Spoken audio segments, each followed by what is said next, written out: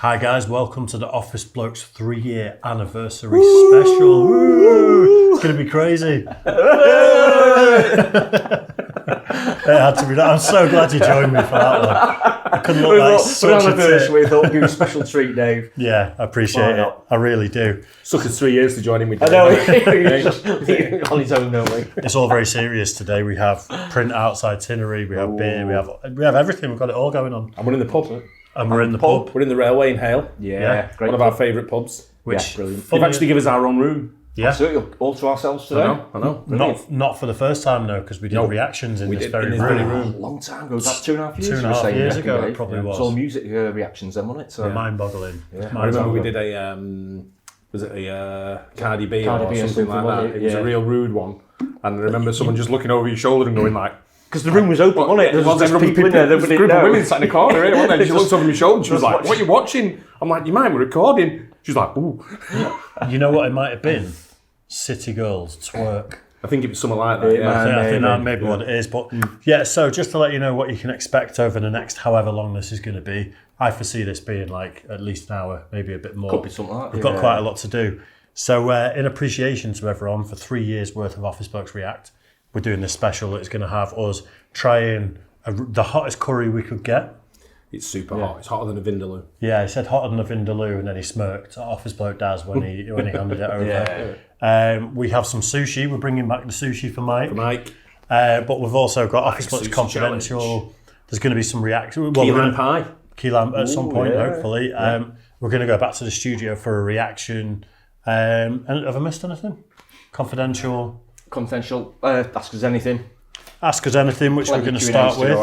And the pub quiz apparently. Pub quiz. We'll get one of them now. Which we forgot. We'll stick one of them in later. We've got the pub quiz king is sat in the other room. Right. Seen him before. Really? Pete. Okay. So we've been organised so far. There's a couple of things we've forgot, but we've done all right. I think. It'll come together nicely, won't it? So yeah, looking forward to it. So first off the bat, loads of people have sent us questions for an AMA. So we're going to get into that. But before that happens, hopefully some sort of graphic or segue will come up and go. Can we say cheers to 3 years? Yeah. Cheers to 3 years, guys. Nice one. That's a good logo, that, isn't it? Cheers to 3 years. Yeah. Just thought of that then. Smart, eh? Wonder if we can get some merch done in time and plug it in the chat. Cheers for 3 years. Yeah. Right then, we'll get in for the AMA. I think, have you got your... Yeah. So I think we'll just take it in turns to read a question out and then one of us can run with it or we can all talk about it. Yeah. We can get through it quite quick. I know there's a lot there, but...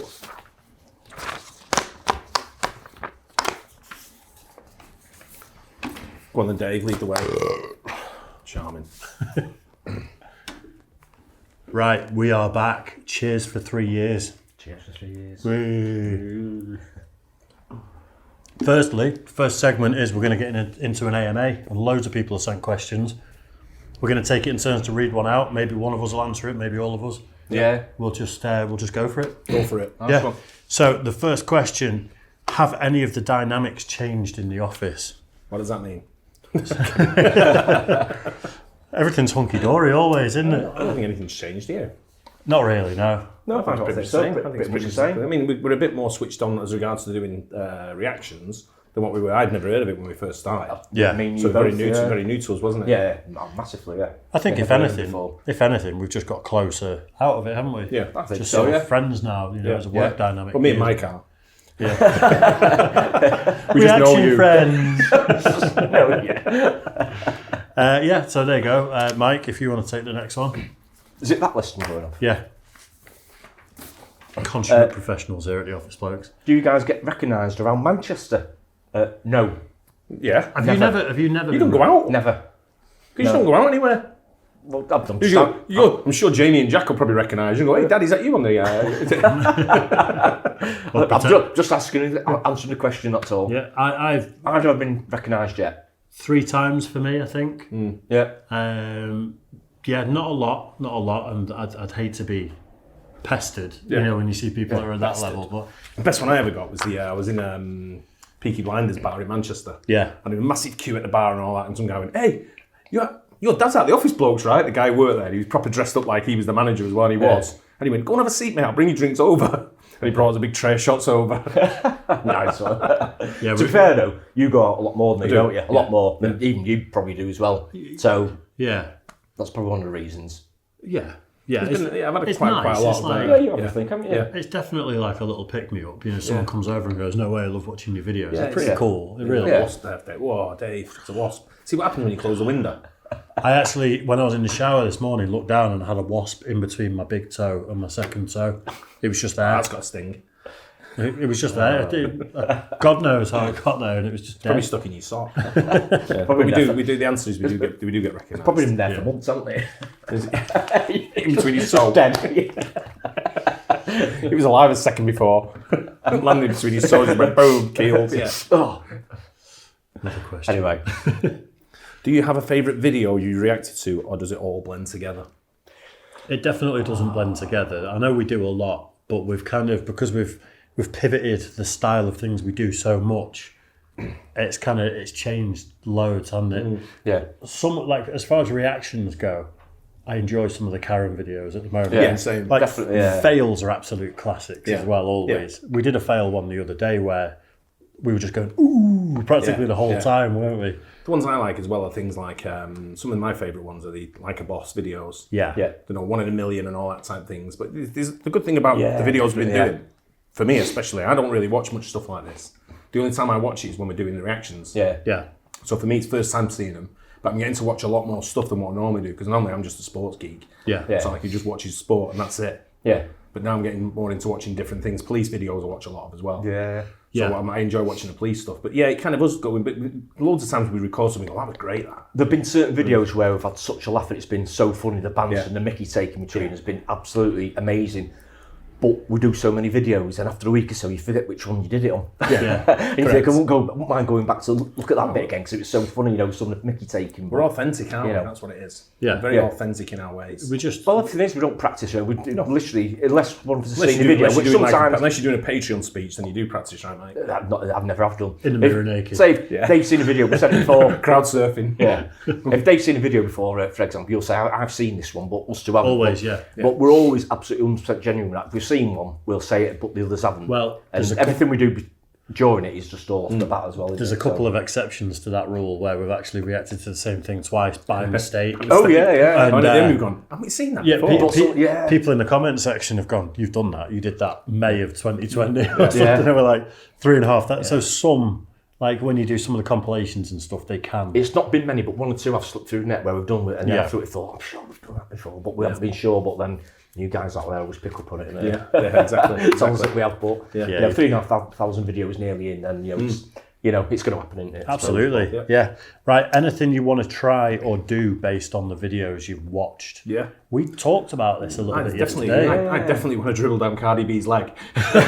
And swipe my nose like a credit card. That was fun. I think I'd go Megan Thee Stallion over Cardi B. Yeah, you're probably right. Yeah. Yeah. To be fair, if they both walked in here now, we probably wouldn't know who they are. Yeah, probably, yeah. They'd tell everyone. Oh, yeah, absolutely, The yeah. first thing they'd do is announce who they were when they To be came fair, in. if they walked in here now, I'd probably say, you guys lost. You definitely don't fit in here. Yeah. Some of the sports I'd like to try, like baseball, American football, properly, you know, any sports like that that I've not played before, I'd love to do any of those. Even like snowboarding, stuff like that. You know, That's not sport. Yeah, well, you know, I love and snowboarding. skiing, you know, stuff like that we've seen on yeah. fails. I mean, I'd love Yeah. to do stuff like that properly, but Yeah.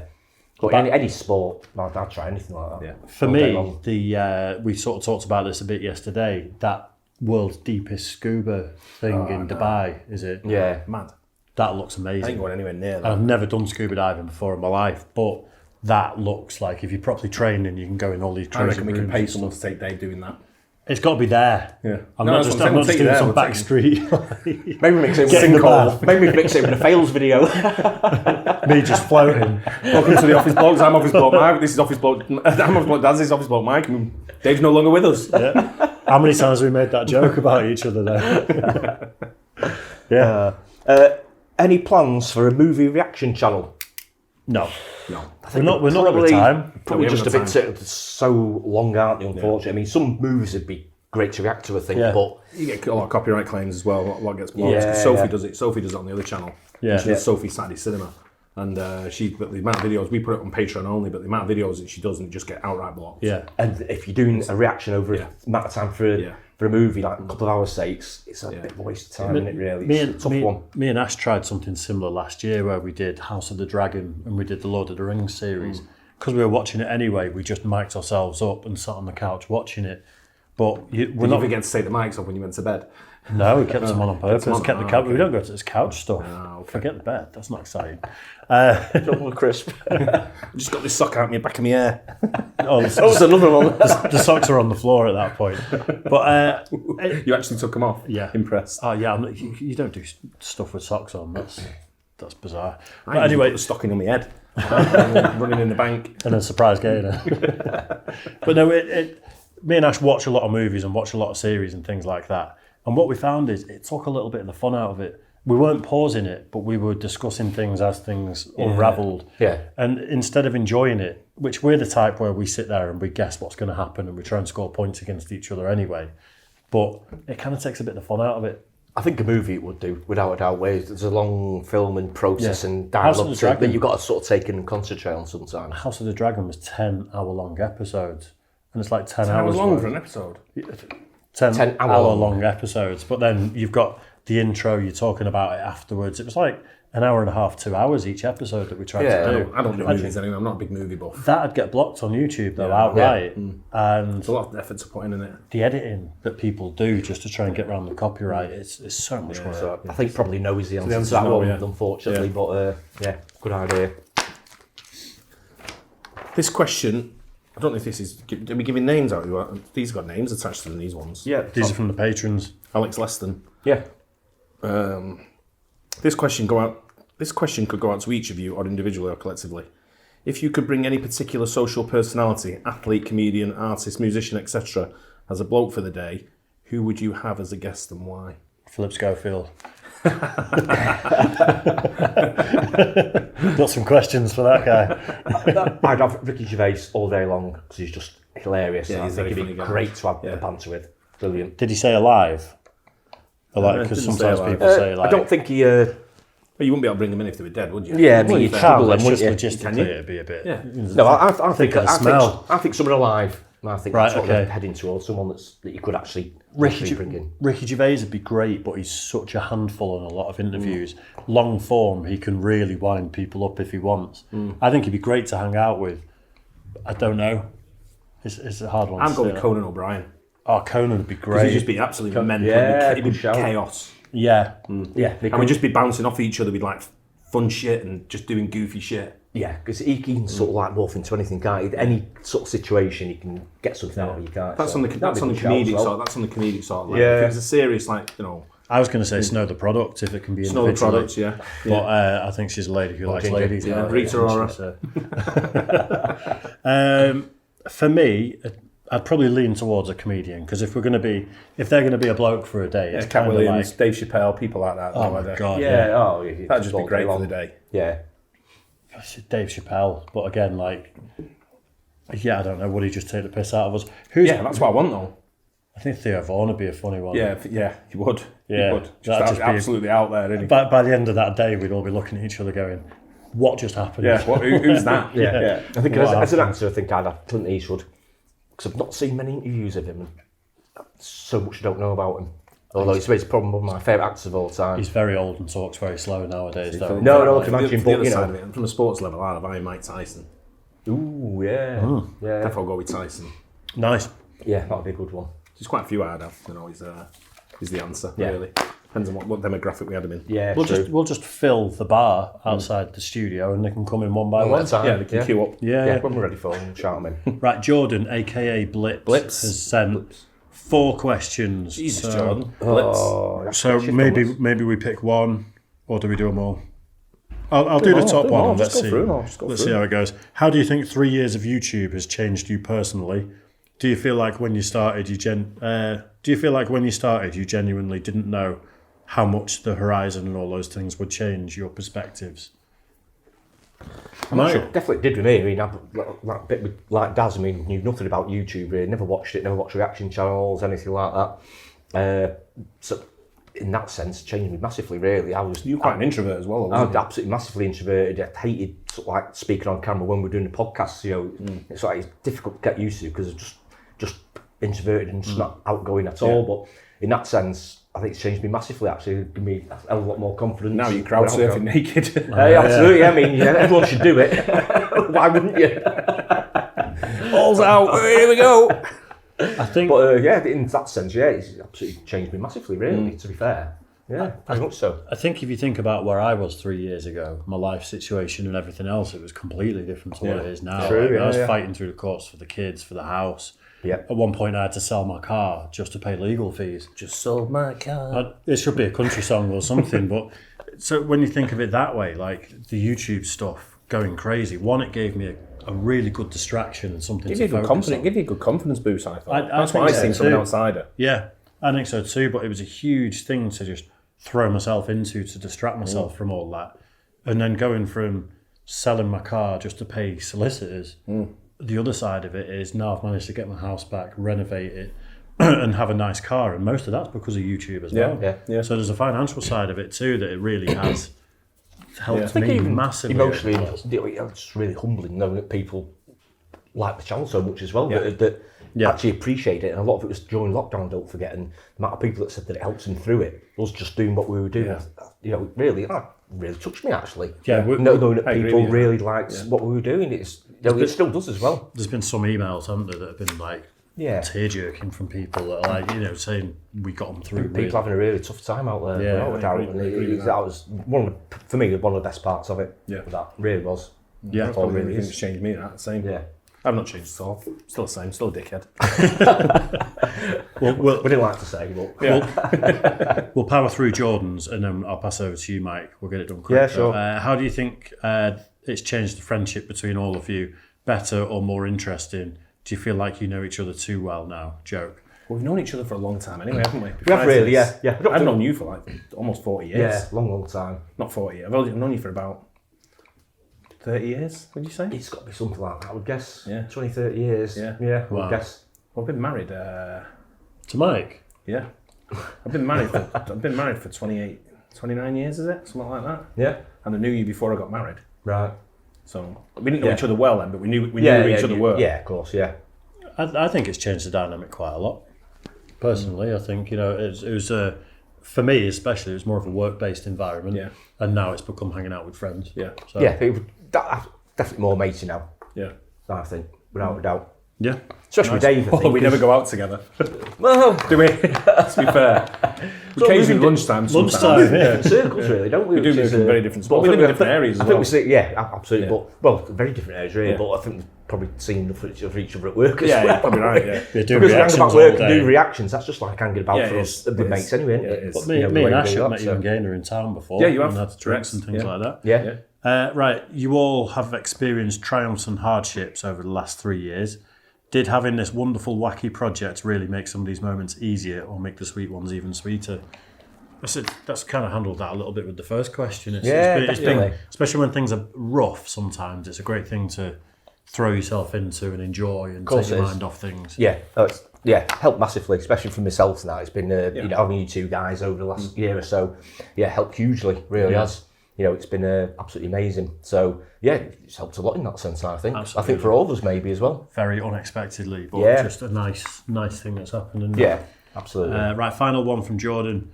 Is there a top fan interaction that you can all remember that was impactful? There was only one, but they had to sign NDAs, didn't they, and stuff, so they're not allowed to... it was with Lee as well. So I forgot about Lee.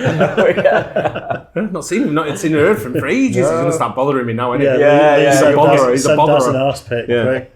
But I think one of the things that sort of like touched me is when people send stuff, and I think one of them in particular was Beverly, when she sent quite a few things, but then she sends the flag from the Alamo. The Alamo, yeah, and things like that. And I think you don't expect, and I never expect anyone to give me anything in life, just in life itself. Never mind, like people you might know, or don't know, even when it comes to birthday or Christmas, and the kids say to me, "What do you want?" And I go, "I don't want anything." Yeah. Tell you what, the only thing I want is let's all go out for a beer. Yeah, that's the only thing I ask for. Spend a bit just of time, being with family memories. Sort of thing. Just have memories, and memories mean more to me than anything that's like materialistic. Yeah, I mean, like I say, I don't go with loads of things. I know I'm very privileged in a lot of things I've got. But at the same time, you can't beat memories. And memories are great. And when people interact with us, a lot of people think we don't read comments always because we're not in the comments all the time. We don't read. I read a lot. I read a lot of the comments. I read when people send us gifts. I remember names. I remember people. And there was a guy, I went to Wembley this year, and I was having a piss in the toilet, and I said to the guy who went next to me, and he went, "Oh my God, it's Office Bloke Das." It's Office Bloke Das, he's got. I went, anyway, and he said to me, "I can't believe you're talking to me." I went, "Why wouldn't I?" Yeah. And I don't know if he meant, I can't believe you're talking to me. I can't believe I'm here, watch you all the time and I'm talking to you. I can't believe you've got the time to talk to me. Can't believe you're talking to me with your number one, well, this is outside now. This is when I finished that. I wiped me under his shirt. But it's one of them, and it's like, for me, it's one of them, it's fun, it's good interaction with people, and it's like, like I say, I remember a lot of stuff. I've got a good memory. And you remember when people, like you say, people send you the smallest things, we had the sweatshirts got sent from Ohio State. Yeah, we got things like that. I've got the cowboy hat. The cowboy hat. We got the Vietnamese package. These packages that we've been sent from all over the place that have been really, really good. Food packages. We've had all kinds of stuff really. Brett sent us loads of stuff. Brett sent us stuff, and you've got people like that, and you've got it's Ian who works here. He's one of the landlords here. He watches the show all the time. And he said it's weird. We're in the pub now, and he said to me when I walked in, he went, "It was weird watching you last night. Then you're in the pub today, all three of you, because he sees me all the time." Yeah. Sort of thing. But it's nice when you see that. And you remember stuff like that. That's a bit uplifting for me. It's more uplifting when people are. I think you've got to be kind. We've got a lot of dickheads in the comments as well, and I get that. That's fine as well. Dickheads everywhere. I don't mind that. Right, I don't mind that at all. When they get a bit abusive, then I'm like, you know what? You wouldn't say it to my face. Absolutely. Yeah. But let's keep it at that level. Yeah. I've got one that follows me across all channels. Yeah. And it's like, I'm just going to ignore you for the rest of your life and be brave enough to come and say it to my face. Yeah, exactly. And they won't. No one. Of course not. But I think that's someone I know, though. I'm onto you. I'm fucking onto you. Anyway, big nice one. Go on, mate. Cheers, Jordan. Yeah. Blips. Just a quick one from, I might do a couple here. This one, a quick one. CPT Smooth. Captain Smooth. Sponsored by Manscaped, probably. As a Norwegian, I've noticed Daz said he was going to go on a Norwegian cruise. Wonder if he's done it and how it went. No, do you know what happened? We were looking for something. It was my birthday, and we were looking to go up to the fjords and to try and see the Northern Lights, and that's what I wanted to do. And Gaynor wasn't too she didn't seem too keen on it. She was up for it, but she didn't seem too keen on it. If you know what I mean, it was like cold weather sort of thing. So we ended up going to Santorini instead, which I don't. What's the word I'm looking for? I don't regret. Because it's one of the most beautiful places on the planet, if not the most beautiful place. Stunning. It's really nice. Absolutely stunning. Yeah, but I imagine the Norwegian fjords. But I will be coming, and if you're Norwegian, the landlord here, Alan, he also lives in Norway. Yeah, which does he? Yeah, he lives in Norway. He lives in Norway. Commutes. Funny enough. Wow. Alan was there before. The one that beats us down the street. Comes here for the cheap beer then. Comes here to Norway, and he actually lives in Norway. Yeah. Wow. Another quick one for Daz here. I've got one. Who the fuck is Sophie? I know she's connected to the Ball family, but it's never been explained. She's the one that signed the NDA. Let's talk about that. Sophie's a work colleague. Yeah. Simple as that. I'm sure you've explained that on your channel. I'm sure, yeah. She's not a member of the Ball family. No, that's Lonzo, Lamello. Lamello. Yeah, cheers, William. Who's going next? William Moffat knows that as well. He's winding you up. He knows that. Right, he's been with us for a long time. Yeah, hasn't he? I was going to say, I thought so, yeah. And Cindy's been with us a long time. Cindy next, yeah. Go on, mate. Okay. You've got your glasses on. Yeah, there you go, yeah. Do you think you've become greater friends through this channel than you were before? A bit like what we were alluding to before, maybe. Yeah. Or has it hurt your relationships? And what about your real work? Does this unique time together as just a few guys hanging around affected your working relationships? There you go. We only have to I can answer that. Go on if you want. Sure. The relationships we already answered about the relationships we've got. As far as the working relationships goes, we all have our own jobs to do in the work, in the regular office. And everyone knows what they need to do. We're all very different in what we do. Got different roles. Sort of but we all know who does what role. And that works well. Because there's no real crossover. We don't ever have to get in anyone's face. Yeah. It's not micromanaged. Yeah. It's all like it's freedom of responsibility. Yeah. Like I would say. Absolutely. Couldn't agree more. What's that? Yeah. And to elaborate on that, we only have to pretend to like each other 2 hours a day for videos, don't we? So, shall I go? Yeah, Go on. Grant next. Grant Folks. Yep. Are you doing one, Daz, or do you want me to? Well, I can do it. I guess my first question would be, how long do you guys usually spend recording after your normal jobs? I don't know how you three do it on top of the two of you having multiple personal channels and a family life, it's insane what you all do. I find it quite easy to balance my stuff. We do about 2.5 hours a day, would you say, for the office blokes? Yeah, 2 hours up to 2.5 hours, depending on how much we do. At one point, I was trying to do 17 reactions on my own on the music stuff on a Monday night, and almost had a nervous breakdown. Surprise. And now I've got Ash involved. It's so much easier because we just do it as and when. And Aidan and Sophie on the other side is there, with them doing their stuff, and with Gaynor. And Gaynor does a lot in the office, and then Aidan and Sophie are just full time doing the editing and stuff like that. They're full time editors and content creators now. That's what we've moved them into. Sophie was on our sales team. And she moved over to doing that. And as far as like family life and stuff, I find the time. I'm a late guy, so my family time starts like 7, 8 o'clock at night when we finish work. Then I go home and then we normally go out. Yeah. So that's time spent with Gaynor and the family and whatever. And obviously during the day it's always flexible with our working day jobs as well, isn't it? So we can sort of like dip in and out, and we fit it in when we can't we? Some days we can't at all. So we have to sort of double down on another day maybe. Well, but it works out quite well, doesn't it? What some people might not know as well is the studios are actually underneath our offices. So on the first floor of the building, or the ground floor of the building, whichever way you want to look at it, is all the studios and our operational department for the regular job. And upstairs is the offices, management offices, sales offices, and all that kind of stuff. We just have to go down. So it's 2 flights there, 2 flights of stairs. So quite lucky back in the studio. To be fair. So it works out well. Do you remember the days of Cardi B's just released a new song? We need to go down and get it out now. Like Megan Thee Stallion, and we go to the studio, do one, edit it, and get it out. Back to work. I think we balance it quite well. Like it's hard with me with the kids and everything sometimes, and me and Ash trying to maintain a relationship, and it not just all about doing YouTube and everything like that. But you've got a lot of hours in the day, haven't you? A lot of hours, I don't waste any time. We're conditioned to think that you work 8 hours a day and then you go home or whatever, but actually there's a lot of time to fill. I don't leave the office till 6, 7, 8, sometimes 8 o'clock at night. And then I just go home, and then Gaynor's already gone home by that time, and then she just gets ready and we go out. And then we go out like 8 till midnight. And then back in, start again the next day at 7, 8 o'clock in the morning. Where we go again. Where we got on the same day. Cut and paste. That's why we all drink in the office all the time. Exactly. That's right. Not lying. There was a question below that. Shall I go for it? I have another question you could use. What do you hope for in a video you react to for each of you? Do you want it to be funny? Do you want it to evoke emotions? Maybe be informative, or maybe a mix? We try and do something for everybody, don't we? I guess it's a bit of a mix, really, isn't it? Obviously, there's certain genres of video that you want to get something more out of. Doing the comedy, it's got to make you laugh. It's got to be funny, hasn't it? But the emotional ones can be tough sometimes, can't they? Where, a few of those. There's a few we've watched where you it's hard to say anything at the end of it because you're that affected. I remember reacting to an NF song. Do you remember where it was him as a kid, being taken away from his mum? And it was at the time where I was trying to get the kids back, and I was going through all that sort of stuff. And I saw one comment when the video came out that just said, "Dave, just let it go. It's okay, man."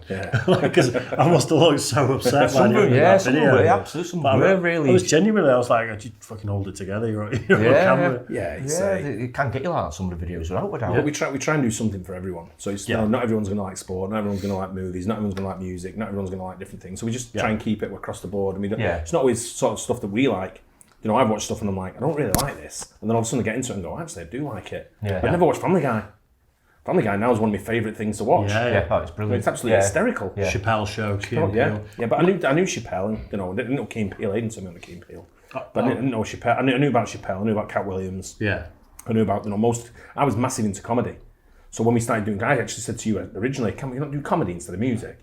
Music for me is I'm like, music's shite, sort of thing. In my mind. It's and then Dave's like, no, I want you to do this heavy metal stuff, and I'm like listening to it going like, what the fuck is this? And then all of a sudden I started liking it. Quite extreme ones we were doing, weren't we? We were doing the ones where you do I started getting into slam. I started liking slam. I'm actually going to go and see Dickie Allen when he comes to Manchester. How many likes does this video need to get for us to react to Baby Metal again?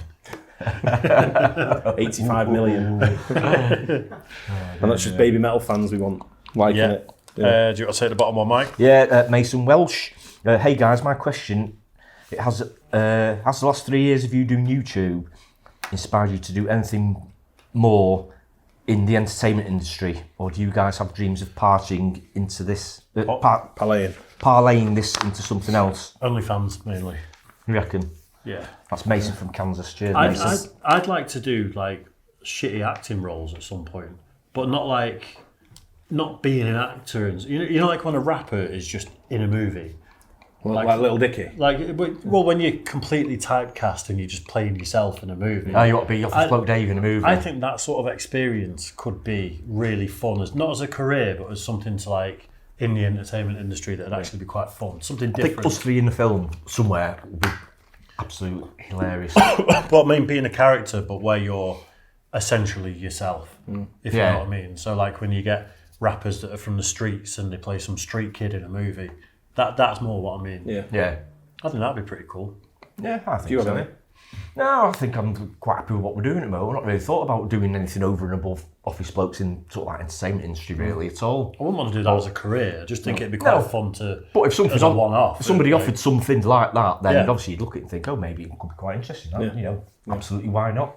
Yeah, But I've not really thought too deeply about it, I must admit. But yeah, you never know. Yeah, you never know with stuff like that. Yeah. I'd like to be a football manager in any sport. You already are, aren't you? Football manager. Yeah, I was a football manager. I'm an England manager. I was the England manager. One game, played 1-1-1. No one else has got that record. No one else has got a 100% record managing England. Guarantee you that. Jason next. Go for it. Who is it? Yeah, I'll go. Without saying the name of the company, what is everyone does there? Do any of you blokes work in the same department? If so, is there a hierarchy? Cheers from Lee from Summit, Missouri, a suburb of Kansas City. Go Chiefs. Chiefs Nice. suck, man. No, Cheers, they don't. Jason. They don't. I know they don't. I mean, the company has the exact same address as the office bloke. Yeah. We've kind of addressed all that sort of stuff. Yeah, I mean, same department, we were sort of like just...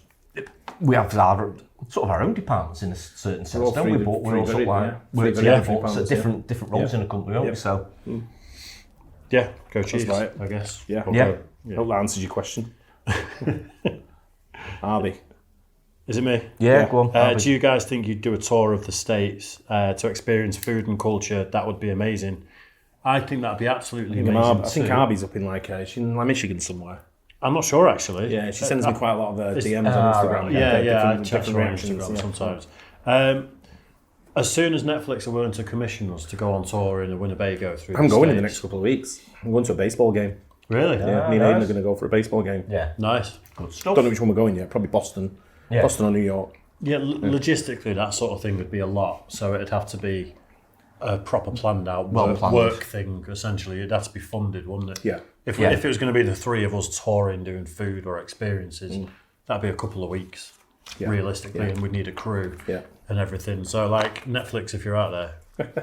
It'd be tough to do at the moment with the normal jobs as well, wouldn't it? Yeah. But it'd be something, if we could do it, it'd be absolutely amazing. It We're, really would. we're going in November to do a Thanksgiving dinner. Gain and myself, Aiden, and then me and Aiden are going for a baseball game in probably in August. Nice. Good stuff. That'd be cool. Yeah, nice one. Mac Lane, cheers, Mac. Boris Johnson, Donald Trump, Kim Jong-un, Vladimir Putin in a no-holds-barred WWE Royal Rumble match. Who comes out on top? Putin, It's got to be Putin, yeah. He's a judo black belt, isn't he? Yeah. Boris Johnson's bullshit. Boris Johnson's just like... He just ramble on about bullshit no one's ever heard of. I don't think Trump can fight. I'm going to put it out there. I think even in his younger days, I don't think he was a fighter. Yeah. I think it's all He's a big guy. He's a big lad. He is a big guy, but I think he's he's a very dominant personality in the sense that he just will be able to talk his way out of anything. Yeah. Putin can fight, although he's quite old and allegedly quite ill now. Boris is just a bumbling idiot. Kim Jong-un, God knows what he can do. He's probably invented his own martial art and he's a black belt. He's a bit chunky, isn't he, Kim Jong-un? I can't say it. I mean, backhand him, and he's as much as we hate saying it, probably Putin come out on top, won't he? I would guess so. And he was one of the KGB as well. I think he was one of the KGB, wasn't he? So. Yeah, I think he knows what he's Putin all day long. That's my money be on anyway. Yeah. Yeah. Right. Schrodinger's gat, the next person. I like that. Does it exist? Is Schrodinger's gat, is it loaded and you don't know until you pull the trigger? Come on then, Dave, I'll let you take that if it's a gun question. But my eyes are going. I've had a couple of beers now. I haven't brought my glasses with me and I can't see shit. It's a take on Schrodinger's cat, isn't it? Where I don't know. I don't know. If you've got a cat in a box, it's neither alive nor dead until you open the box. Oh. So it's the same state. Let's read the question. I thought it was quite clever, so yeah, there you go. Question: will you all ever react to my Muay Thai guy, Senchai? He's the greatest and most entertaining combat sports athlete of my lifetime. Here's a link to a breakdown of his cheeky techniques. By the way, it's pronounced Senchai. I hope to see him pop on my channel at some point. Yeah, we'll give it a go. Yeah, If you're a patron, yeah, we'll give it a go. Yeah, why not? There you go. Right, Mike? Another one for Captain Smooth here. He snuck another one in there. Captain Smooth. Yeah. That's why he's Captain Smooth. Exactly, yeah. Well slipped in. What's the worst and best British accents? I think we've alluded to this before. Mancunian's the best. I don't think it's the best. Yeah, you're mad. I don't think it's a proper thick monk accent is not the best. I think it is. No, it's not too bad. Like a Worst. normal Manc accent is Worse alright. than Black Country. Get here, Tony. Get here. I think the That's what I associate with it. So North East is usually quite nice. Sort of Geordie accents, alright. Shouting at a kid from across the I car. can deal with the Geordie accent.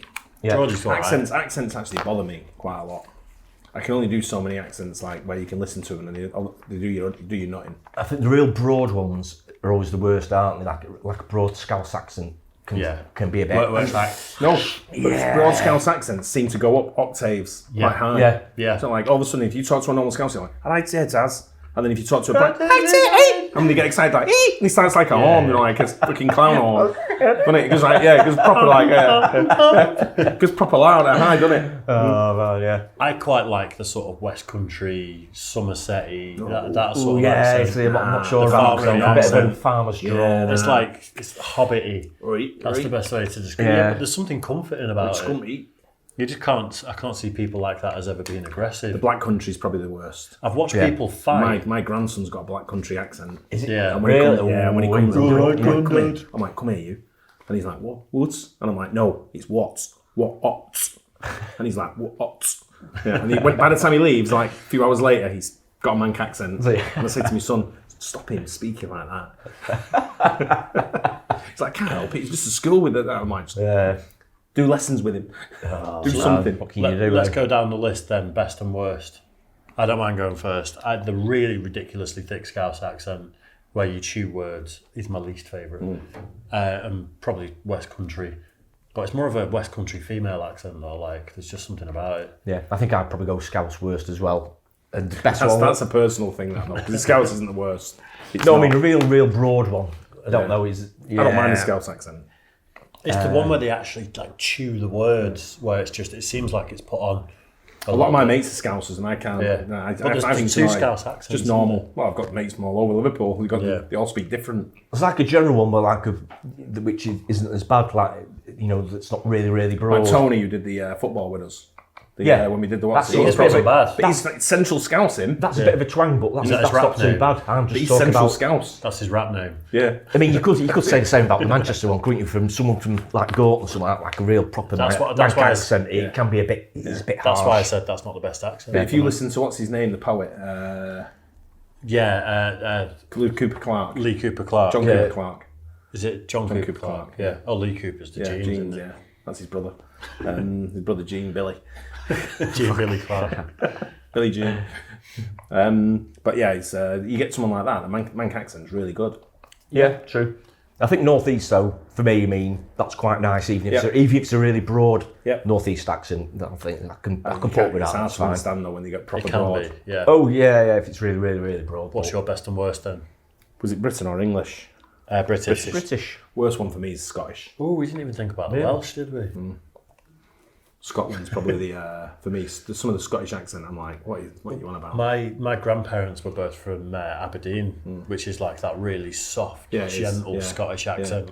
That's a really comforting. I've got some mates in the accent. oil and gas world who are from Aberdeen. Yeah. And their accent's all right. Yeah, but then my dad's dad was Glaswegian. If you get Glaswegian, That's totally different again, isn't it? It's Paisley really- and places like that, it's real strong, isn't it? Yeah, definitely. So least favourite Scottish? Scottish probably, yeah. Favourite? Manchester. Manchester. There you go. Right, only two left now. Yep. Do you want to go for it, Mike? This is from Justin. My question is, do the office blokes get along well off camera, are you business partners or actually friends, considering the 40 age year gap between each of you? 40 year age gap. That makes sense, because I'm 37 and you're 77, aren't you? Yeah. That sounds about right. And you're 80. 40 years, where do you think that from, man? Come on. It's I've- about what we were alluding to before, really. Didn't we get on well? You know, Off camera. We don't spend any time outside of work, really. Few and far between, Very seldom. but very separate lives. That's- we I are. suppose we have, really. Yeah. Yeah, Like you say, live in separate areas. yeah. Yeah, there you go. But yeah, get on well. Right, last one. Do you want to go for it, Daz? Alcito Aguado. Go for it. Since it's been 3 years, and if you guys think for each of what you... I'll read it. Fuck it. Of what you Since it's been 3 years, Remedial and life. if you guys What can was think the for each three of you, videos? what was the 3 videos you liked the most?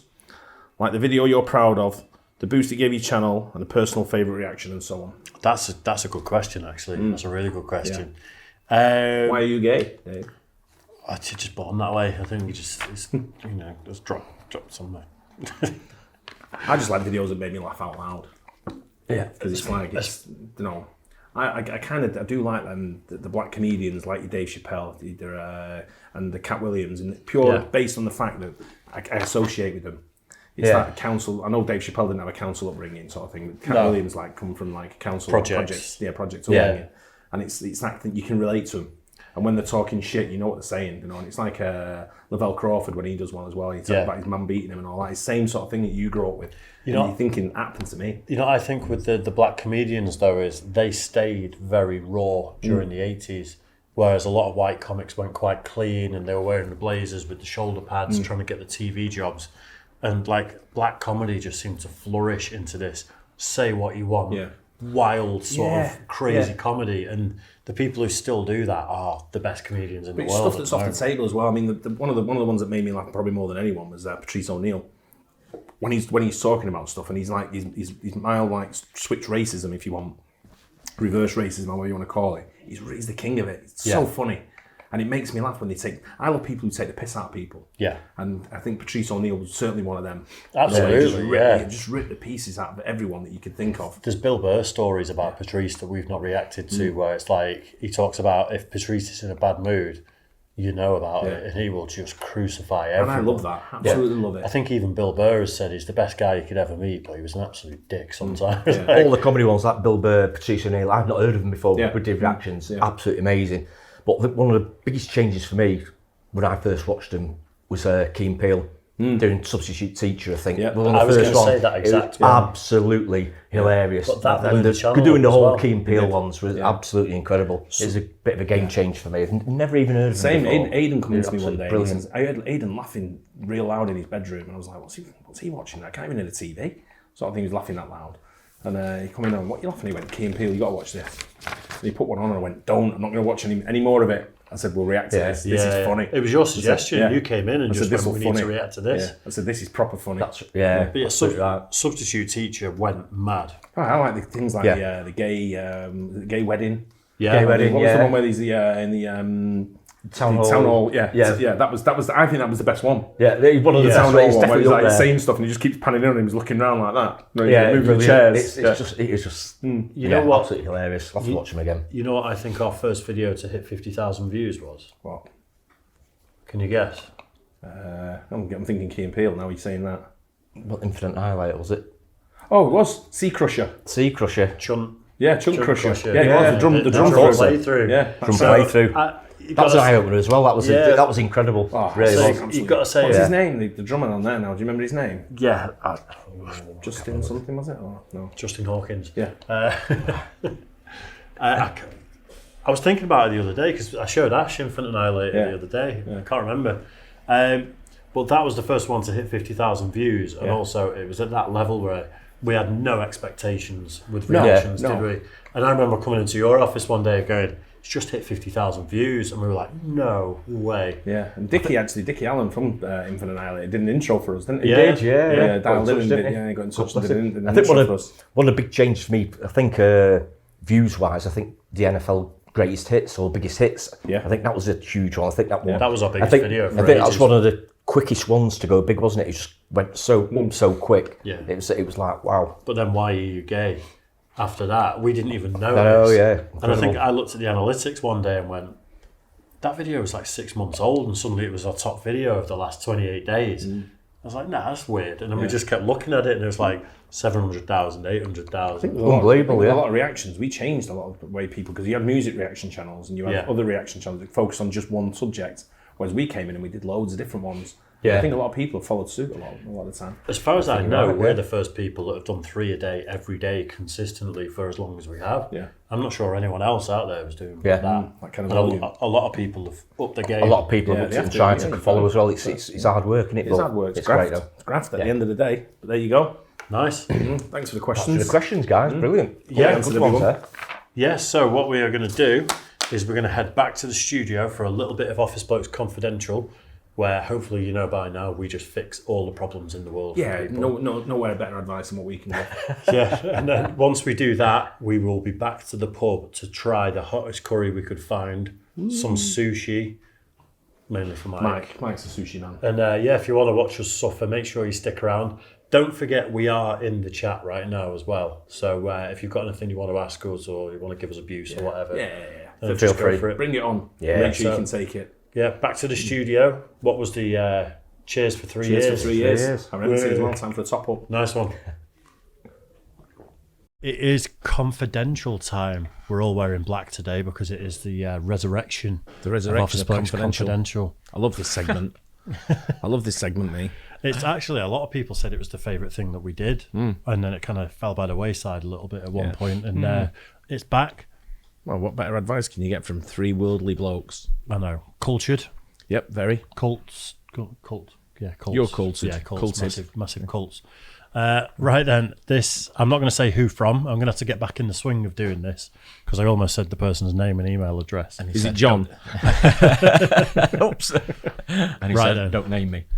Well, I mean, that is a point. If you want us to read out yours and give you the best life advice anyone can possibly have, drop us an email at officeblokesreact@gmail.com or sign up to our Patreon. And if you do sign up to Patreon, we'll definitely do yours. Yep. It's guaranteed. Guaranteed. That's a good word, that. £5 and above tier. There we go. That's why I like it. Yeah. Right then. Hello, blokes. I hope everyone and their families are well. Nice one. Cheers. Need some man perspective on my current life situation. Oh, we're good at that. Yep. I'm 39. I'll be 40 in November. End of the world.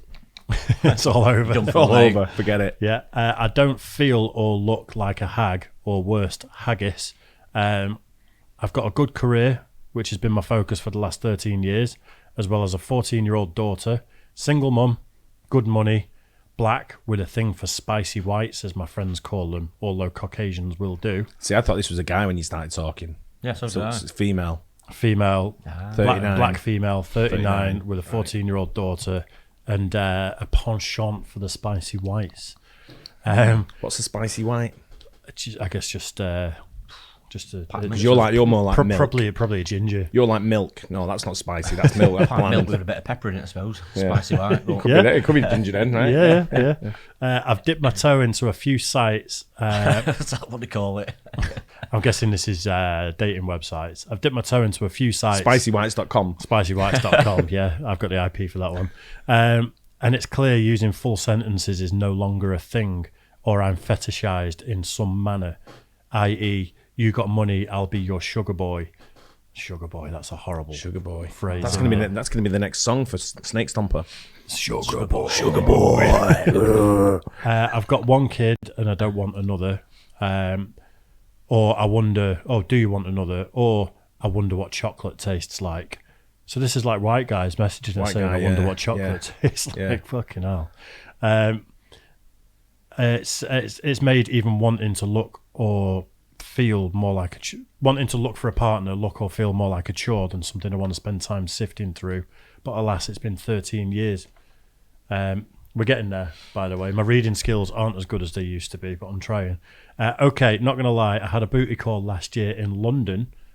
But the point is, the standard for women has deteriorated, and it's easy to blame a shallow pool, and I can't help but think it's harder wanting to date interracially. I'm introverted, so I've got plenty of things to occupy myself. I don't want to look to being 60 having let pet peeves keep me from finding at least one vacation companion, but I'm not prepared to simply settle for a warm body. So now we're getting into the question. So what do you want, someone who's dead? Why do men fetishize black women? As a black woman wanting to date a white guy, be still my heart if he's European. Can see why she's a fan of our channel. What advice would you give? What things should I look out for when someone's trying to take advantage of her? Do you think America's political climate makes the quest harder? No. She lives in Ohio. And then sidebar, I read an article that said men prefer women with small boobs to big boobs. Yeah, I've seen Daz ready to kneel over for a firm set. Motorboat. I hope this makes it. Right, so I guess we go to the first question, and why do men fetishize black women? And I guess that means specifically white men. Right. Do you want me to answer that first? Feel free to go first. So you think you have to? Right, I think this is my take on it. I think it's something different that you think you can't have. So therefore, men fetishize. Okay, so I can't say that, Fetishized. I can't say it. Is it a word? Fetishize. Yeah, it's a word. Yeah. Is it? Yeah. Anyway, right. So I can't. So when you see something you can't have, you want it all more. Right. So you think culturally some men feel like they can't date interracially? Yeah. So then it becomes a kink. In their own head, though. In their own head, they can't date interracially because in their own head, they see it as wrong. And I'm talking older generation here. Yeah. More been brought up to... Kids, a younger generation, don't see anything wrong with it. No. I see loads of young people interracially dating, and it's it's, for me, even my age, it's not an issue. No. I think it is more, even in our country. I think it is even more mixed than it was like the 70s and 80s, though, isn't it? Absolutely. There's a lot more, races and religions. Yeah, and we stuff grew like when that we over grew here. up, we were predominantly white. Yeah, absolutely. Yeah. And it's sort of evening out a lot more now over the last year. So if the kids, like my kids and stuff like your kids probably will as well, it'll be more like the norm to them, won't it? One of my friends, I've a different colour. I've got a black female friend that's with one of my male white friends. You haven't, have you? I do. No, I do, genuinely. I got black friends. You haven't I've got one. They've got a kid together. They've got another kid on the way, and no one cares. Not that no one cares about the fact that they've got kids, but no one cares that they're an interracial couple. No, why? It's not a thing. Like, I know quite a few people who are interracial couples, and I'm like, I never even think of it as being like anything other than normal. Not sure what it's like in the States as much though. Yeah. Where it's a bit. Sometimes maybe it depends whereabouts you are in the country as well. I seem to think it's more frowned Yeah. upon by the black community. Sort of like seeing a black woman with a white guy, and a black guy thinking that's not right. Right. Okay. Interesting. And then same with a white woman with a black guy, the black woman will be like, that's not right.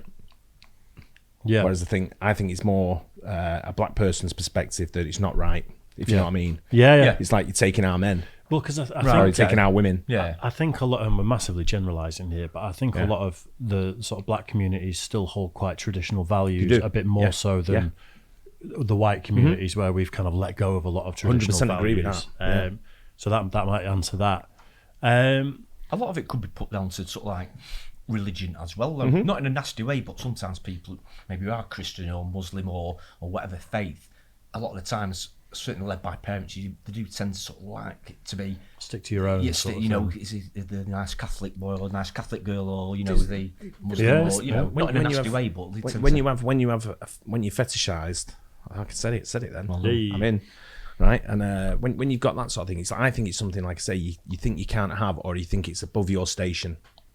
So it's like you want to try it, but you don't want to commit to it. You want to dip your toe in, sort of like thing, and then once you dip your toe in, it's like it's like gambling. Once you've had a bet or having a tattoo, once you've had one, you think, I want another. I want another. Then look at Dave. Right, and it's kind of like that same thing. It's like gambling as well. As soon as you've had a bet and you've won some money. Bet a bit more. You bet a bit more. Yeah. And then all of a sudden you're losing, and it's hard to back out.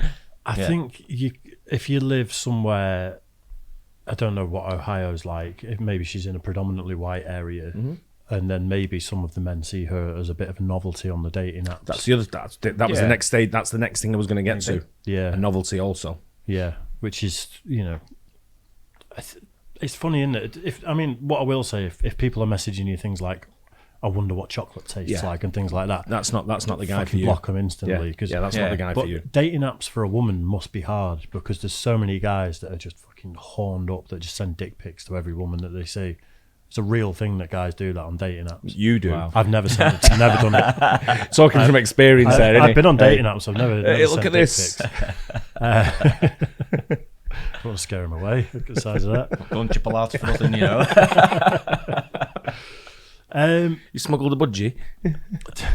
It's a hard one, isn't it? I think especially women when they're getting around 40 and stuff, and if you're setting your criteria on a dating app, and maybe guys that are 30 are going to fetishize women that are 40 more so than maybe guys of the same age. That's the same sort of thing as what I'm saying. It's something where a 25-year-old might look at a 39, 40-year-old and go, wow, MILF. You know, it's like MILF. I can, have that on my arm, and it's but they're not serious. They're not long term. It is always more difficult, I think, as well when someone's got a kid. Yeah. If she's got like a 40-year-old daughter as well, so you get like a 20-odd-year-old, they're not going to be looking at. A lot of them won't be looking at it as long term. No, they just don't do the. Unfortunately, it is a factor. I've dated people with kids and without kids. Yeah. And obviously I've got kids. But people around about your age though, it wouldn't bother them as much. So that's what you'd probably better off sticking to, I would guess. I think maybe one of the issues is men around the same age as her that have got their shit together, that don't care that you've got a kid and they've got a house and a good job and stuff, are probably mostly spoken for. Like that's a prime age for men to get married. Isn't it? But it sounds like she's spreading a web though, because she said she came to London. Yeah. Sort of thing. So the net's going out there. Booty call. Booty call. Flew over to London. Got flew out to London. Yeah. What tips would we give her for trying to find a nice white man? Wow. Do you know what I'd do? Dress up nice. This is what I would look for in a woman, right? Right. So if I can give my advice, I'm 40 as well. So if I can, You used to be. I didn't say I still am. I didn't say 40 what. But it's I'm not even 40 what, am I? No. That's pretty dim that anyway. 40 what.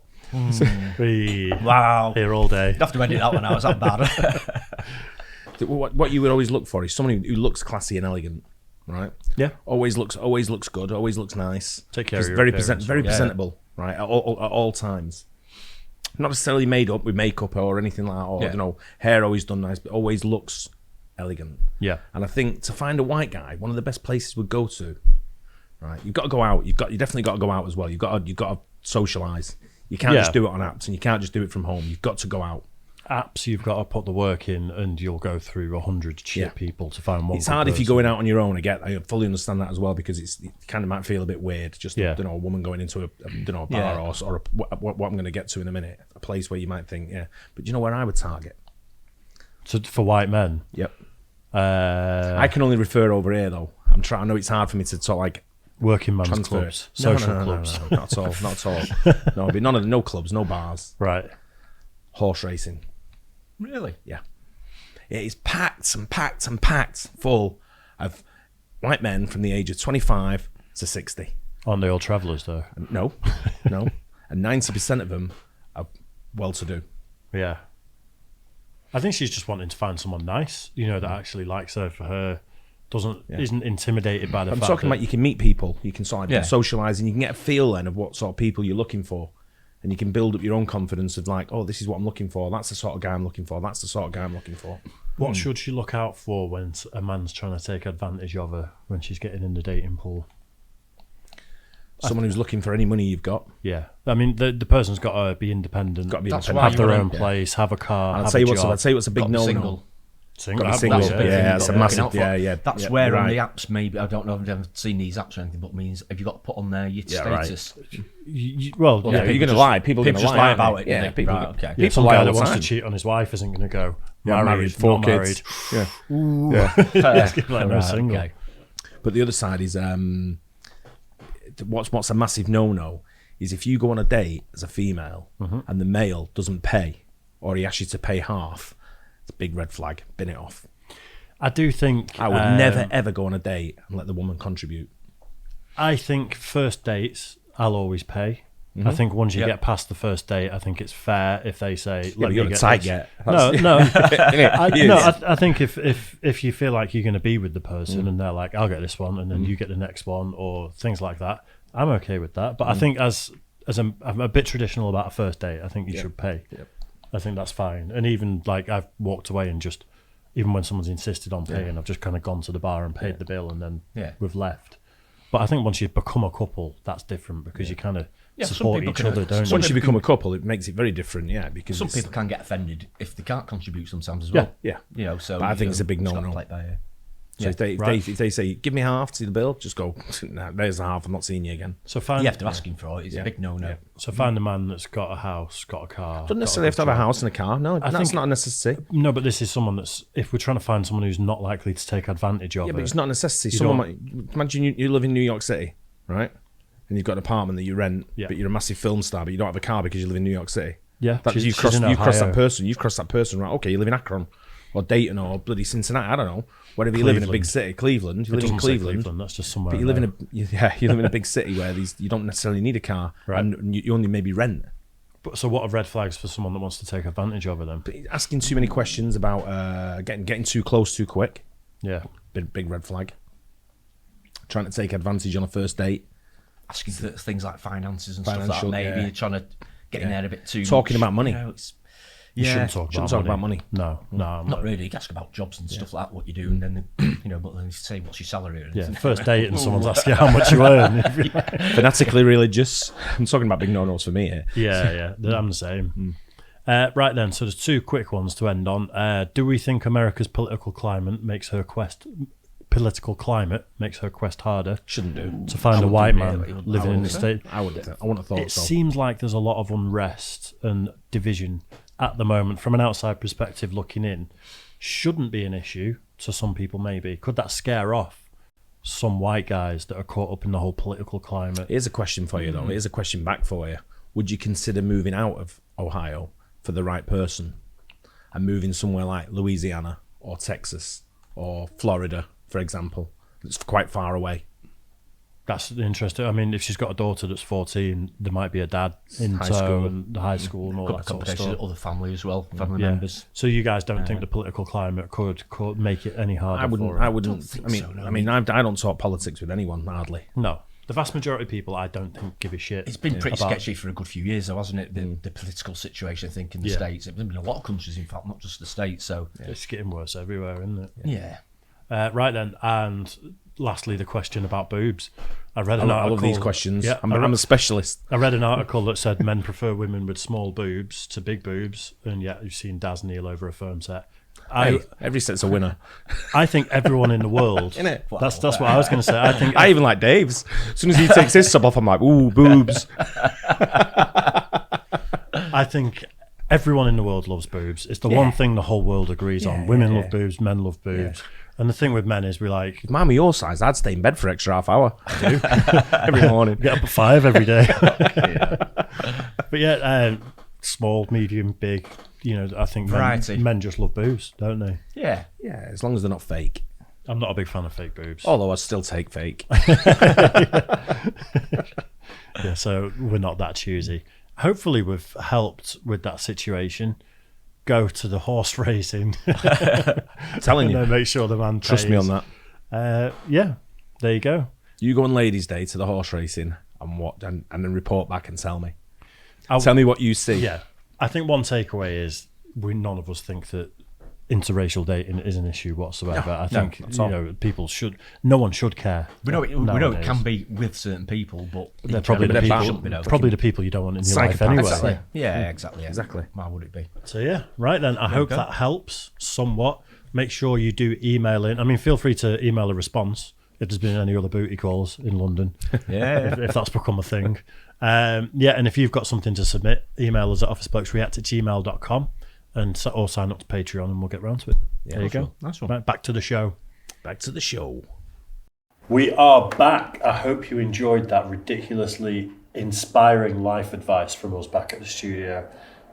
It's just forget all these life affirming memes and your videos of motivational people and stuff. You just need us to tell you what's going on. Yeah. Who needs Ant Middleton when you got us in? That's what you need. Straight to the horse's mouth. Yeah, there you go. So what we are going to do now for our Cheers for 3 years with Beers segment. Oh, Dave, you've been picking that for ages, hasn't he? That's why I was up till 2 in the morning. We're going to keep tacking on to it. Let's see how long we can get it by the end of filming today.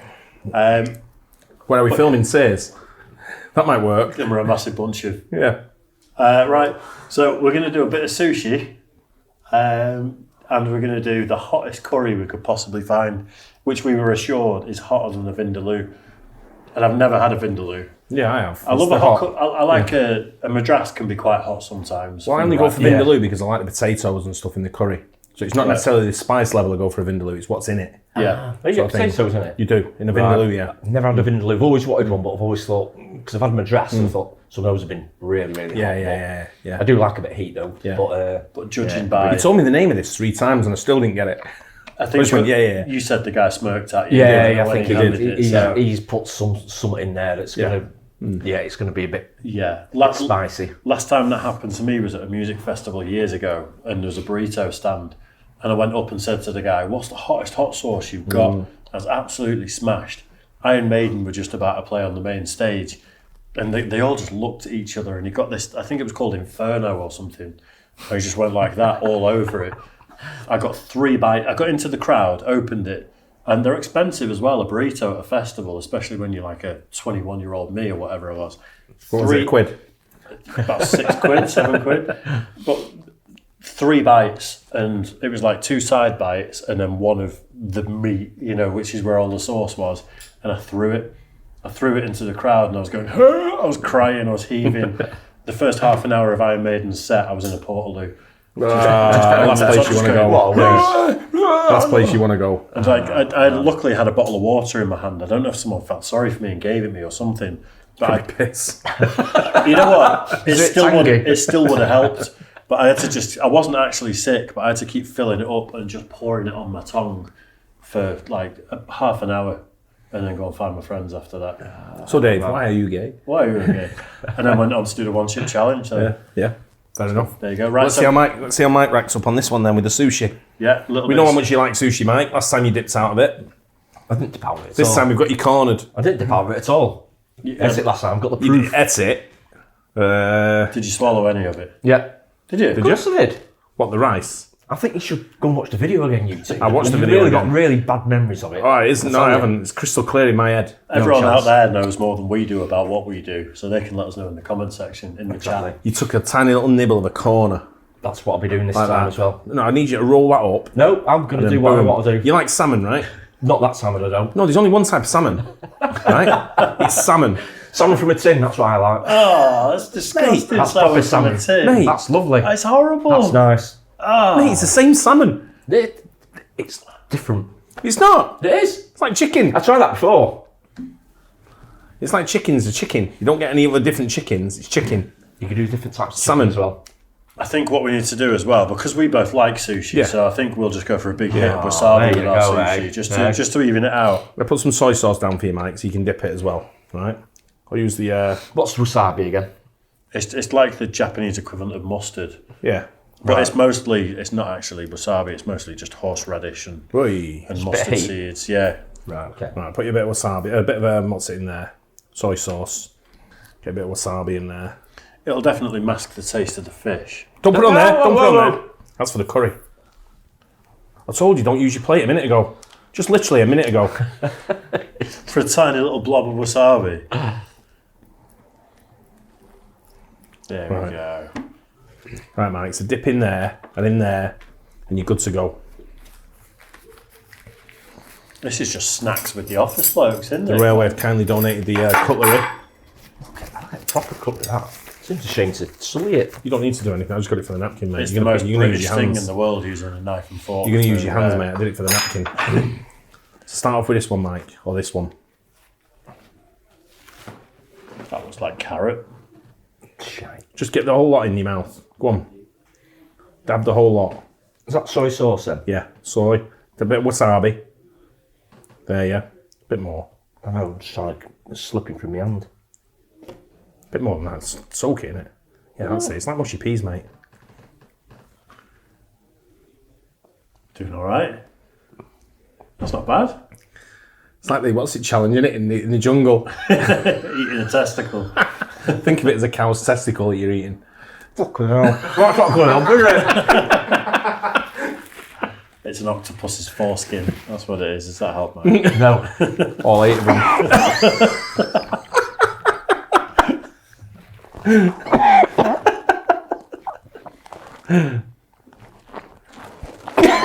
Oh, come on. It's fucking sushi.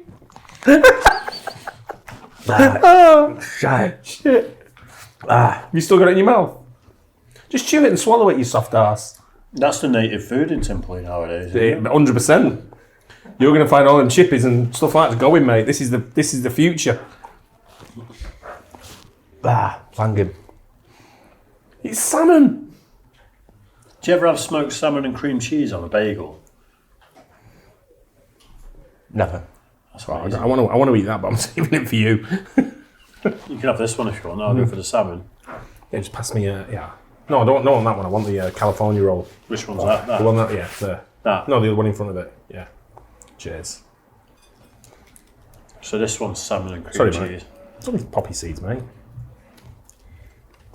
Little wedge of wasabi there. Wasabi's hot, but it's nice. It's the. Did you swallow it? You've not swallowed it yet. It's not the taste so much of this one. It's the Texture. texture. That's what it is. That's why I've just had. It's lovely. Well, it would be if you like it, wouldn't it? Fucking hell.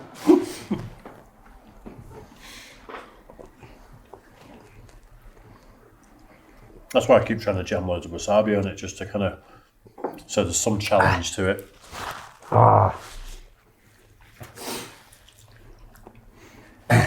Round 2. Have a beer. Right, this one now, mate. Shrimp. I'm not eating all that. No, just that there. Fucking no chance. Just that one piece there. The ones with the rice are actually just really tasty and easy to eat anyway, so there's no challenge Dip there. it. Don't forget to dip it.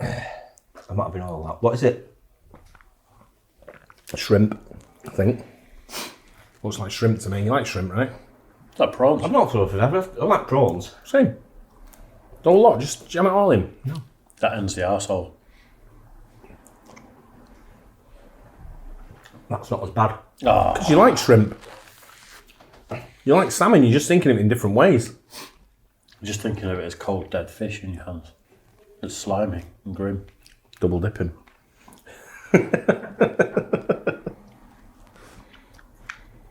That's better than the other one. So you like it now? I wouldn't say I like it. Should have gone with that first. Drop the Oh, whole, no, drop it that's like what it's it was. hot, drop the whole lot in. That's a tail, that's not me now. There It's you still, go. the texture's better on that one, that's why. So you're more texture than flavour.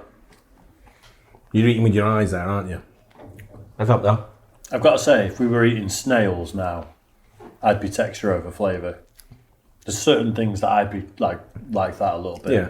Oysters. Yeah. I've never eaten an oyster, so Yeah, I don't I've know. Oh. I don't really like oysters. It's like nothing. It's not saying I don't like it. It just doesn't do anything for me. Well, Because the wind changed. I feel like that was a bit too easy. I think we need to get onto this hot curry. Do you want any more, mate, before I throw it away? No, not really, no. That one was better, but it's more texture, I think, than anything. I think the sushi we did for the Something Try sushi. Channel, it was definitely more. It was definitely more I still wouldn't- huge chunks of dead raw fish. That's like quite entry level sushi from a supermarket. Yeah, I still won't pick it to have a snack or anything like that. Stood over there with that one, Dave. Cheers. Right then. Curry time. Curry time. I've got some naan bread for us as well. Hopefully, this is going to be really, really hot. Who's going to handle it the best, though? Probably not me. Can't really eat spicy food anymore. I've got more like of a bit of a. I'll keep this out. I'm going to keep this out because we're probably going to need it to wrap it back up again in a bit. Yeah. I just don't want to stain the table, so let's put a couple of them beer mats there. And put them down like that. Oops. How's it smell? Right. Smells quite good, actually. It smells really delicious. nice. It looks like Vesuvius. A bit of that. Oh, shit. It's going to look the exact same way on the exact same on the way back out. Start with that. Is it chicken curry, is I'll it? have that bit as well. Oops. Fucking hell. Whoa. Get up with it. I thought we were all going to do it at once. I just lit my fork. You just let you go. That's it. Slide it over here, mate. Right, there you go, help yourself. I think that is a piece of chicken. Let's go for a potato as well. Anyone want any naan bread? Please, Yeah, have a bit of naan bread. Looks nice. It does. Well, knock yourself out. Help Nice yourselves. I think we try a bit without the bread first, though. Yeah. Let's get the actual spice. Hopefully this is going to be hot, but Well, I've like, just tried a bit of it and it's proper hot. like everything we do, we don't pre-do, so we Not don't know. much. Right, we're dipping in. This is from a Sri Lankan shop down the road called Cigaria.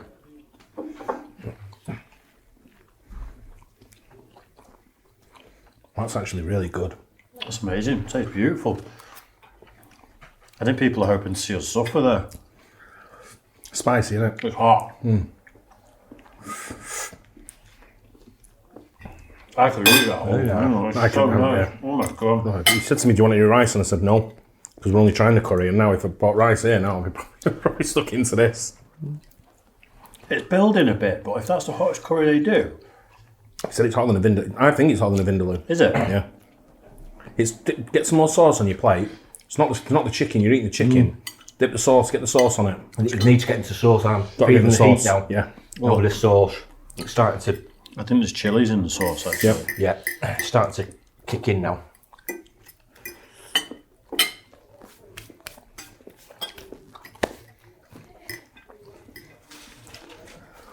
That sauce is spicy. Oh, yeah. Let's get a bit more sauce on there. You know, there's chopped up chilies in there. If you get one of them when you're getting the sauce, that's where the heat is. Oh. Whew. Have you had a chili? Yeah. So tasty though. Right. I think we should do an Office Blokes confidential while we're all spiced up. That's starting to build a bit now, actually. What do you think, Mike? Yeah, definitely. Definitely got a bit of heat about it. It was Without a doubt. It was a slow burn. I was a bit disappointed at first. I think with the chicken, but like Dad says, once you start getting into the I don't think you sauce, can eat all that. I think you struggle to get through all of it. Yeah. I think we just crack on eating it. Go for it. Let's do some confidentials. Go for it. It's amazing no one on YouTube has thought to do spicy food and like questions and stuff at the same time. I think we're pioneering this concept. Oh, you know, making. It's better than the last lot we ate anyway. So my cousin, Saved it for you. with whom I grew up, has started this project where we send each other another short videos of our memories, with the being to preserve them and possibly remind each other of things we'd forgotten. It's sort of evolved into the two of us venting our current issues. How personal should I get? It's become a judge match of each other's characters. Anyway, cheers from Dallas, Texas, from Greg. Greg Dallas. So I think they're sending each other short videos, maybe ranting about their issues or... I don't know what you said. Yeah, I got it. How it's become a judge match of each other's character. So maybe there's a bit of, what do you call it? Competitiveness. Yeah, but also like, what's the thing when you try and say how great you are in like virtue signaling? Maybe there's an element of that in the Yeah. videos. How How personal should they get? Since it's become a match of judging. Well, it depends. For me, it depends on how personal they're getting. Do you know what I mean?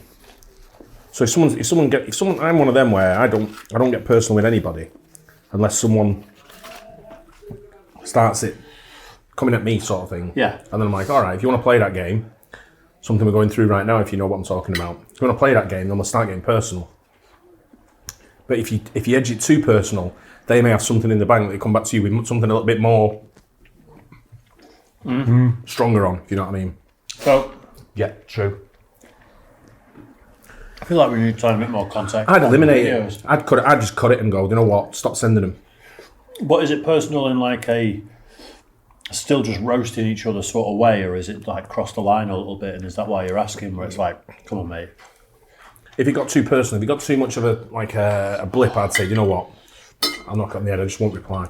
Yeah, it's not worth it to affect the relationship. Because one thing as well, it's on a video, it's going to last forever.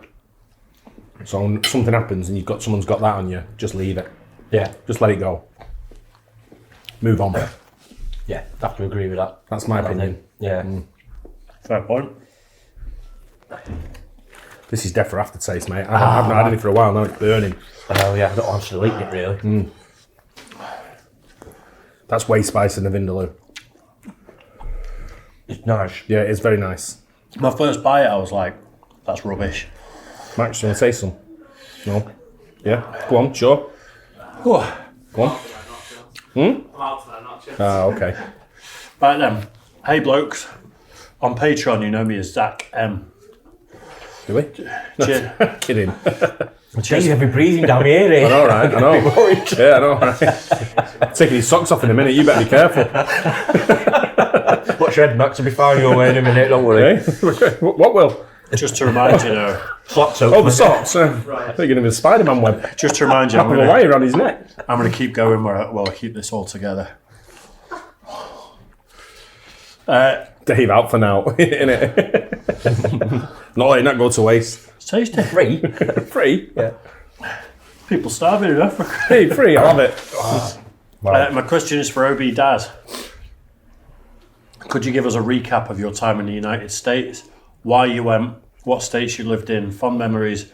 Also, would you ever consider moving back stateside?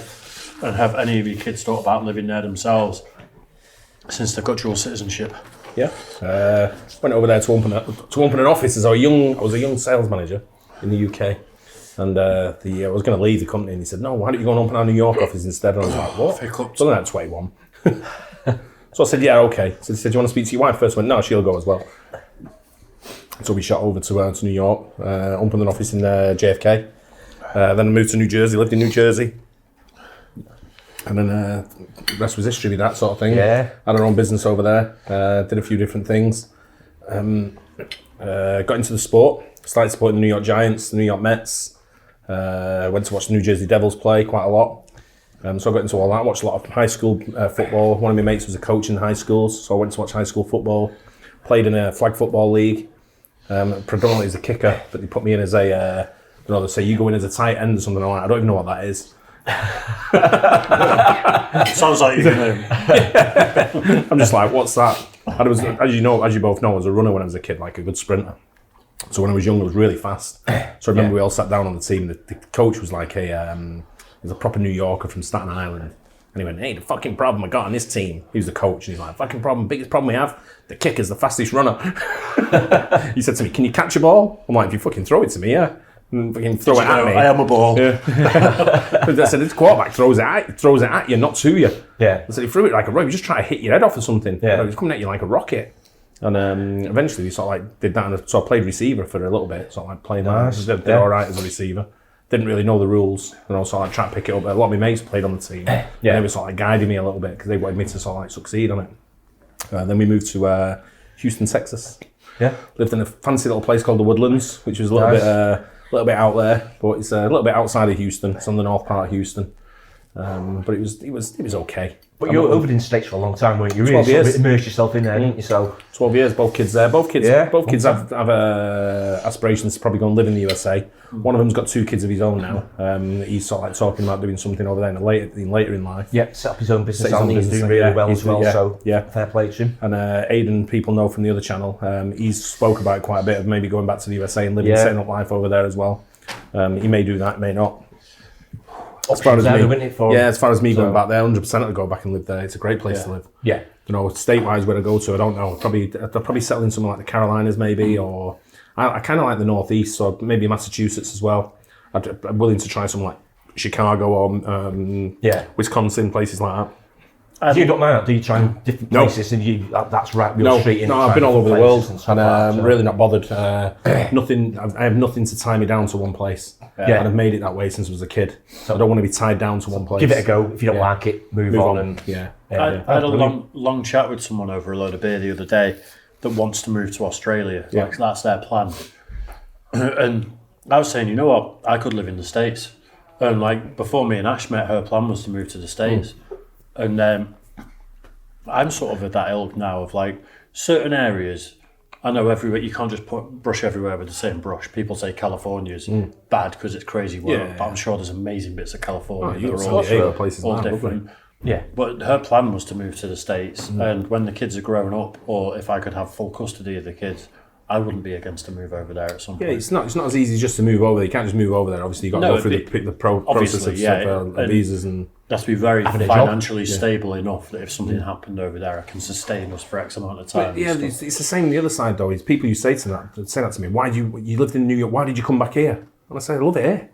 It's great here. I love it here. If you don't like it here, why don't you go over there? And they go, I've got family here. And I said, I had family here. Yeah. I moved when I had family here. And they go, yeah, but I've got a job here. I had a job here. I said, you can't. People just give too many excuses. People like, you get a lot of jealousy as well. People like, someone said to me one day, "You're so lucky for doing what you've done." And I went, "I'm not lucky. I got off my arse and did it. I got off my arse and moved and went around and took gambles, a lot of gambles. Times we sat there with no money and Gaines crying her eyes out, and I'm going, what am I going to do? Yeah, we didn't even have any furniture. There's no guarantees when you went there. It'd work out. Got nothing. I didn't even know anyone there. People expect a lot nowadays. You still, even then, you must have done that. You always know someone. Yeah, I know. Half an hour in the local pub and suddenly the house is furnished. And Big Bob's giving him a lift home at closing time. You know Big Bob. People expect a lot nowadays, and even back when my parents bought the first house, they obviously, my bro was a baby, they bought a house, they had no furniture. And it's like, nowadays, so many people think you have to have this amazing house when you first have kids, beautiful furnishings, massive TVs everywhere. But normally, the traditional way of doing things is you struggle for a few years. Hand-me-downs. Of course you do, yeah. But what you got to remember, we've gone to countries where you look at it, and I don't want to diversify, but we've gone to countries where Gainer's not known anyone. Yeah. I've not known anyone. You've got to try and make new friends, and it's difficult when you're making new friends. When you go to an established place, we didn't go to an expat community when we first moved to the USA. It's not an expat community. So you go in there, and these people, and so you've got people who are established with families who have all got friends. You've got to try and break into that circle. Yeah. And it's hard to do. I mean, I'm very outgoing. I'm a very outgoing person. I'll speak to anyone. Yeah. But Gaynor wasn't at the time. Yeah. She was quite introverted. She was similar to you, sort of a style of like, what are you talking to him for? Or what are you talking to her for? Yeah. You don't know them. And I'm like, but I'm never going to know them if I don't talk to them. Yeah. I grew up in the same area. I had friends from being 4 years old all the way up until like mid-20s, a lot of them. And then like when I made changes in my life, got rid of a lot of people and tried to tighten things up. And I get that. I moved to a new area after that. I moved to Northwich, and you go and sit in a pub and getting past that surface level of conversation with people to actually becoming friends. It's a very hard thing to do. Well, especially in another when culture. You get maybe a bit older. I'm doing it 12 miles up the road. Yeah. Imagine doing it thousands of miles away. But we've done it a bunch of times. We moved from New York to Houston, New York to New Jersey to Houston, and then that's a whole new scene as well. Didn't know anyone there. And then we moved from Houston to Rotterdam. Didn't know anyone in Rotterdam. And it's not had to make a license. Don't even speak English. Yeah. And then from Rotterdam, moved to Abu Dhabi or UAE, and we didn't know anyone there. So it was kind of one of them where it was like you're trying to find your way around, but at the same time, we've lived in 38 houses since we've been married. Wow. Wow. That's a lot. Yeah. That's a lot. Yeah. So that's how much we've moved, and it's and the times you sort of like make big changes as well, not just a little change where I lived around this area for a while. 4 or 5 houses around this area just to move up to different houses and sort of like have a different design of a house or a different style of a house. Yeah. I think you've got wanderlust a little bit though. Wanderlust. What's that? It's where you. I don't wonder bra. It's out. Yeah, 'cause you've got one on. Well, I wonder why you don't. I've been hanging out in Didsbury. I wonder why you're not wearing a bra. I've been hanging out in Didsbury a lot lately. So. No, but You're fitting well there, mate. I do, but it's essentially it's where you like you get itchy feet in a lot of places you go, and like you want the adventure. Yeah. And like you spend a couple of years somewhere, and you're like, what's over there? Yeah. I think it's wanderlust. Yeah. Wanderlust. Yeah. But that's the idea behind. I think you've got that. Yeah, probably.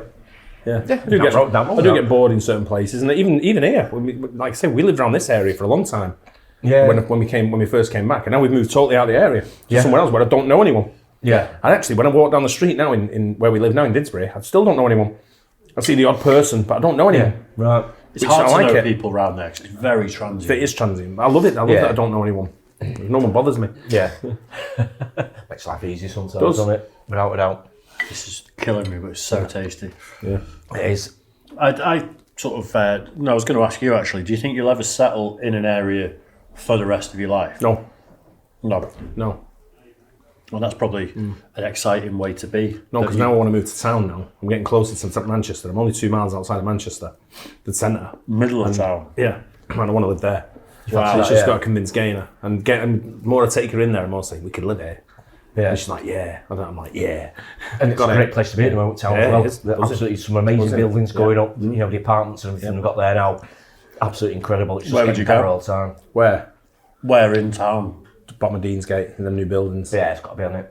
The big one. Yeah. Yep. Yeah, it's looking good there. Looking really good there. Yeah, then I'm right on the periphery of just easy out, easy in. Yeah, well, that's it. No dicking about. As far as driving to work every day, I wouldn't get a tram. I wouldn't even drive. are you going to walk from navigation to work, or are you going to get an Uber? I'll get an Uber. Get Mike to pick me up. On the way. I'll give him my car and he can come pick me up. Park your car at our house and I'll live. Just park at the train station and drive back to the train station, leave it there. Yeah.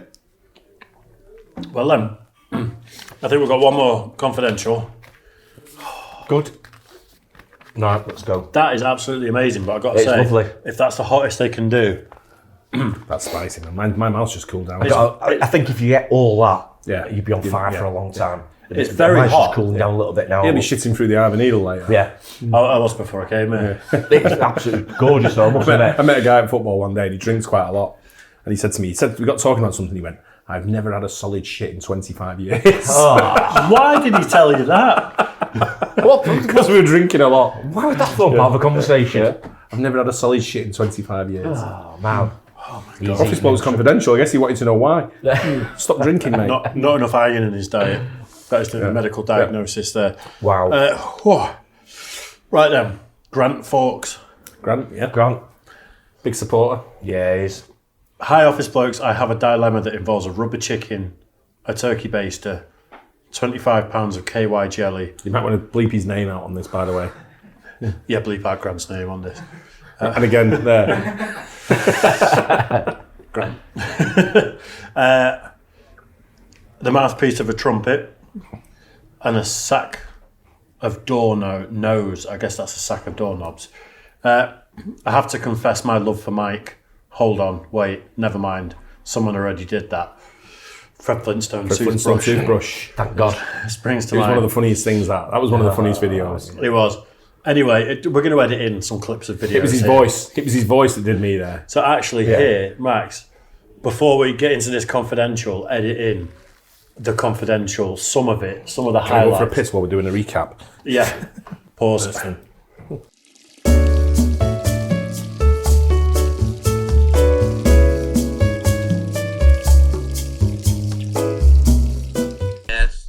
Like, he's just watching TV, he's just reacting to stuff, and like, I get my Fred Flintstone toothbrush, and then I shove it up my ass, and I'm just like, oh Fred, you know, just giving my massage. Pause. Everyday massage.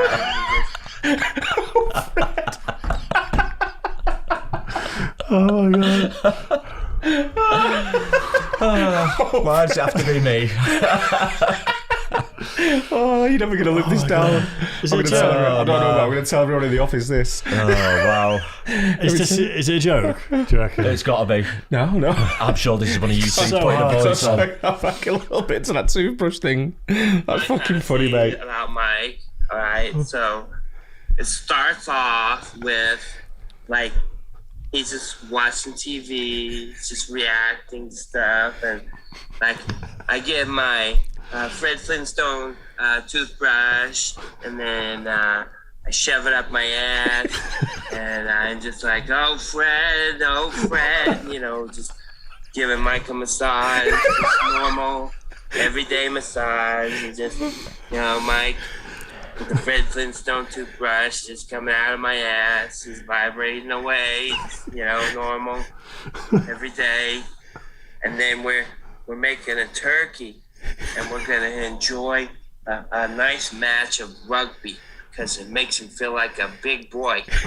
So we're gonna watch the rugby together, and we're gonna get extra batteries from my Fred Flintstone toothbrush, and then it's just gonna be a wet and wild evening from there. So first thing that we do is we go into the bedroom, and I've got my Fred Flintstone toothbrush, and I'm just holding it really tight in my cheeks.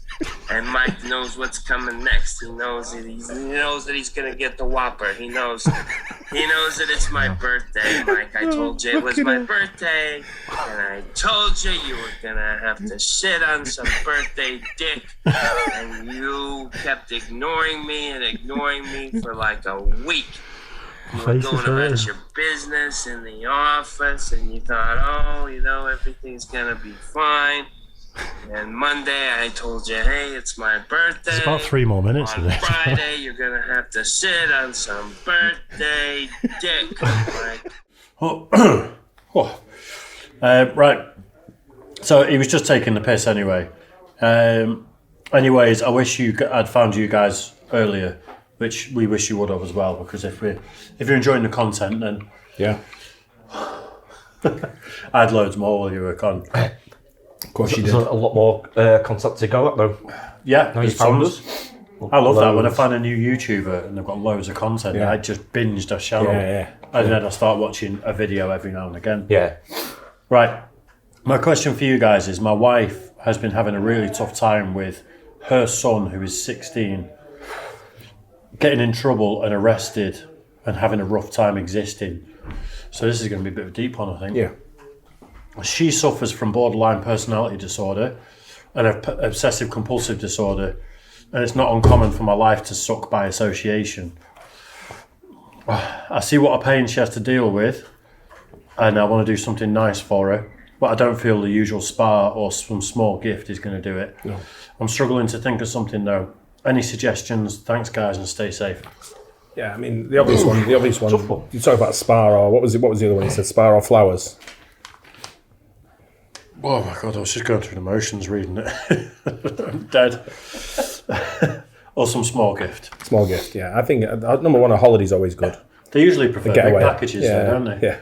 A holiday's always good to get away from things like that. Get away from your everyday life. You know, it takes your mind off things. It does things like that. But I mean, the kid who's giving you the grief, give him a lug warmer. Give him a fucking beating when his mum's not. Yeah, when she's not there, just fucking take him out. Give him a fucking beating. A 16-year-old Yeah. in trouble with the law, Yeah, stuff like give him a that. I beating. mean, it's not uncommon for 16-year-old boys to be brought home by the police. Yeah. It's like a Things scared that. straight thing. It's one of them where you look at things where you I see now with. I mean, I've had two teenage boys. One was more dafter than the other, to create the problem where the police would come round or whatever. The easiest thing to do. I think Cold shower and a stick to the legs. Shawshank Redemption style. Yeah. I think one of the problems with this one is it's probably because a 16-year-old isn't his kid, so he probably maybe feels like he can't sort of Can't discipline him as much as his wife possibly as can. his wife, or as much as he would do if it was his kid sort of thing. So maybe he's holding back a bit on that. I don't think he's looking for advice on that though, is he? He's looking for something he can do from his wife to take her away from Yeah, it. something nice. She's borderline bipolar, then it's obviously she's got issues of herself which makes in his life. So I'd suggest a holiday, vacation. If possible, definitely. I mean, financial depends on the financial situation, obviously. It's borderline personality disorder, he said his wife's got, and also OCD, which Ash suffers from OCD. She's had therapy because of it. How does she live with you then with your socks and shit? Honestly, she's had to train herself. She to go anywhere near your house. To go and pick them up. To go to Northwich. To go and pick up a mushroom. He's trained her. Tell me more about this disorder you've got. Yeah, I'm pretty sure that's takes his t-shirt off and lobs it. Next thing's all folded nicely in his wardrobe. Part of her therapy was her friends, when they were around at her house, had to just move things out of place and not tell her. And she knew it had happened at some point, and she had to address the fact that it's not that important, that something is going to be where you need it to be because you suffer from OCD. It's a real thing. Yeah. It really is. But of course it is nowadays. Everything's a thing. Not saying that's not, but everything's a thing nowadays, isn't it? Yeah, but everything's got a title. The reason I'm saying that is that and borderline personality disorder is one of them that needs to be managed quite well because it can be quite rough for people. Yeah. Just up in sticks and going on a nice holiday might involve a lot more planning and logistics to make sure it goes down well. Yeah. Especially with the OCD sort of side of things. I think a holiday is a great idea, but it's temporary though, isn't it? She may still be worried about her son who's doing whatever for the 2 weeks they're away in Barbados. Well, that's the thing, you go away and the kid's at home on his own. If he's 16 years old, then you think, are you going to be able to relax? Do you know what I always do? It's just sort of like, or what I always think of it when people ask me this question about like, I've got a son who's causing me trouble or whatever, and people do say it to us. I'd say let him come to the sports with us. Let the son come to the sports with us and see how it's like. With something they don't probably want to do. So the son might not be into sports, but he might be. If they're in trouble, they like a bit of sport as well, don't they? Sort of thing. So most people like sport as well. But the other thing is do a corporate day at a sporting event. So do like a baseball day. It doesn't have to be at the Yankees or the Boston Red Sox or anything major glamour. You can do a corporate event at something lower in the minor leagues, something like that, or at the high school. The college football. College football is probably more expensive, but you can do something where you go for you have a nice meal somewhere in the stadium. You enjoy watching a bit of sport. You spend time together, a few beers if you can drink beer. I don't know if they drink beer or not, but you can have sort of like things like that. It just adds to that little bit of special day, and you're watching something. And you're all together as a family. So bring him into your family as well, and sort of like maybe that might sort of like ease up a little bit on your wife if you bring him into. You might make him better behaved as well if you show him sort of like a little bit of love and support and say, this is what we can have and this is what we can do if you fucking stop being a dickhead. Something that would help is knowing how long they've been married for, because if they've been married for a year and he was 15 when you met and all that sort of stuff, it's a different kettle of fish. He might. If you've been married for 10 years and he's behaving like that, it's a different situation entirely. Yeah, definitely. Of course it is, but no, do days away. It's like you say, the spa day and things like that. I'm not one to know whether women do or don't like spas. My wife likes them. Yeah. Some other people don't like them. It's one of them. But at the same time, you've got other things to do. You can go bowling. You can go. There's loads of things you can do together as a family, and try and take the number one, the kid's mind off his everyday bullshit that he's giving you, and number two, it might ease your wife's bipolar a little bit if you're seeing that you're all one. Exactly. I think that's the crux of the problem with the 16-year-old with the kid is maybe trying to get them involved as well in family things. Listen, what do you want to do? Do you want to go to a sporting event? Do you want to go to a match? Do you want to go to a game? Or how many? You two can attest to this more. How many 16-year-old boys want to hang out with their mum and stepdad at the weekends or in the evenings or whatever? No, you're probably right. Not many. My kids did, and your kids did. Mine did. Mine always have. Still do now. Still do that. Same mine do now as well. If we're going all there or anything, still got to come with us and everything. I don't take them on holiday anymore. It's a massive expense for them. They don't want to see them. But they've got their own lives. I don't dictate to them how they live their lives. It's up to them. Yeah, when your oldest one, he's sort of like got his own family around. He's away from the area as well. That's different kettle of fish, I suppose. But I look at them and say, you've got to decide your own life. You can't rely on me for the rest of your life. You're old enough now to understand this is what you need to do. Yeah. And I think when you look at what I'm saying here with that is, if you can get the 15, 16-year-old to hang out with you, and maybe take them to a sporting event. I think that might be. You might not be into sports at all, and then that's the wrong thing to do. Or maybe a musical event, maybe musical. That's what I'm going to say. Then it's something else you can do that's similar. Well, but do it as a corporate thing. Do it as something where you get a little bit of importance, where you get like maybe a VIP treatment, where you can go to pay a bit extra, get VIP treatment, go somewhere and use that as like make it start the day early. Go for breakfast somewhere or whatever you do, and then and sort of like build into that day as just an experience of itself, just a different experience of what you're used to. And if you're used to doing that, then I'm not sure I haven't got the answer. Yeah. Must be hard for a stepdad in that situation who, maybe the kid just doesn't accept him. Maybe it is. Which at that age group, you can just imagine it happening all the time, can't you? Just get another 18-year-old to go and tell him, have a word with him. Ooh, no, he's only 16, and I was going to say you could find a nice girl his age and chuck her a couple of quid and she could chill him out of it. Well, we don't promote prostitution on here, Dave. No, that's not you might more, but the cows out of it. I was thinking, whatever you do to your 16-year-olds. I was thinking taking bowling. I was thinking literally polishing his balls, the bowling green. So what do we think would be a nice thing he could do for his wife? I would go to me personally. I'd take it to the horse racing. Everyone loves horse racing. Yeah, everyone loves horse racing. I mean, Kentucky Derby. Well, I don't know where Grant's from, but you look at places like they have it all over the USA. Horse racing. You don't have to be regular, thoroughbred on grass or anything on turf. Could be the chariots that you see. It's I used to go to Meadowlands, watch chariot racing. Yeah. Somewhere where you can give a bunger like $500 and say that's your betting money for the day. Yeah. Bung the kid $500, tell him that's his betting money for the day.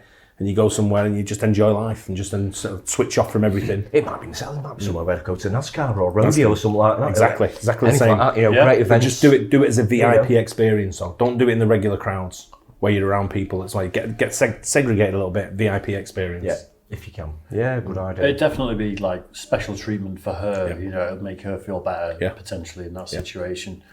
Makes you feel important. Yeah, you're getting proper service. Yeah. Any VIP experience, I would say. She's probably never going to fully chill out while she's having trouble with the kid. No, the kid's probably bringing on, accelerating certain problems. Yeah. Whereas you'd say to the kid, listen, this is what we're going to do. And if you don't like it, I can give you a beating. You might think the older the kid gets, hopefully the more they'll get used to the situation, chill a bit more, and they'll mature, which is normally what they do, isn't it? But 16, it's a tough one, 16, isn't it? Yeah, if he doesn't, shoot yourself in the toe and fucking give him the gun and call the police and tell me shot you. Yeah, and I think he's got drugs in his bedroom. Plant loads of drugs in his bedroom and grass him up. You've got a kilo of coke under your bed. Get rid of him for 10 to 15 years. I knew he was trouble, but I never thought he was that bad. He used to be a good boy. Imagine if all of those cases where it was, he was always a good boy whilst the parents framing him to get rid of him. And there's all these people in prison going, I've never done drugs in my life. 20 years for drug smuggling. Yeah, I think that's the answer. A nice VIP experience somewhere. Yeah, it beats a spa treatment, it beats a small gift. I think you're right. It's a memory. People keep on there. People need to feel special sometimes, and especially if you're struggling in life, then I think you touched on something there that's quite potent. Definitely. I think memories beat presents any day of the week. Yeah. Trumps it all day long for me. Yeah. I'd rather have a memory. Just one memory. 2. 1-0 boom. Not wrong with a juicy pear. And over anything. Yeah. I'll take memory over anything material. Yeah. All day long. Good call. Yeah. So I hope we helped. There with we that go. one. Must have done. I think when we do confidential in future, we should have spicy food. He did really well there, Dave. Heavy breathing down the mic. Heavy breathing down the mic. Burping. It is what it is. Should we go back to the office for some more? I think we're going back to the office for... Back to the office. A reaction. Weather. When's the weather on this channel? It's always sunny. Sports news. In the office. I want the weather with that girl with the massive button that pops open. Yeah, well... Scotcho! I want like a Mexican newsreader, a Mexican weather girl on the channel. Yeah, well, we've got Dave. I mean... He looks like Canelo a little bit. If Canelo was had a peanut allergy. Every ginger person, at some point I get compared to, it's like Ben Stokes, definitely. Years ago he used to have Ed Sheeran, Prince Harry. It's just, if you're ginger, it's like you all look him the off same. South Park. Yeah. Off Simpsons. Who's the ginger from Simpsons? Is there anyone on there? I don't know. I don't think there is. I don't think there is, actually. Sure there is. That's disgraceful. Then your orange hair doesn't go with yellow faces, I guess. That's probably what it is. Tell that to everyone in Simply. Right then, back to the studio for some supercar crashes. Cheers. Thanks for that, Office Blokes. We are joined back at the studio to do a little bit of idiot supercar drivers. Them office blokes in the bar seem to be having a good time there, drinking away, right? I know, yeah. Too much of a good time, if you ask me. I know. They just need to sort themselves out on a... Mike's pounding a Carlin. Way for the lads. It's gone crazy. Gone crazy, Dave. Yeah. So as part of our special, we're throwing in a reaction because that is what you all know us for. So we might as well. It seems appropriate, doesn't it? Yeah. Idiot supercar drivers. Yep. I didn't know idiots drove supercars. They don't. Oh, I don't know. Let's do it. Idiot supercar drivers. So epic supercar fails compilation. Is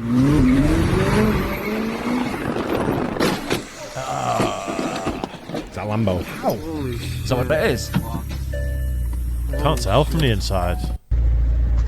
Oh, it's McLaren. Is that what it was?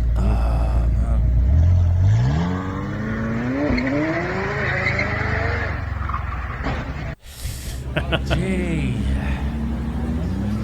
Oh no, the curb. Oh, the curb, mate. Oh, God, I'd kill him. that didn't sound good, did it? Gee. No.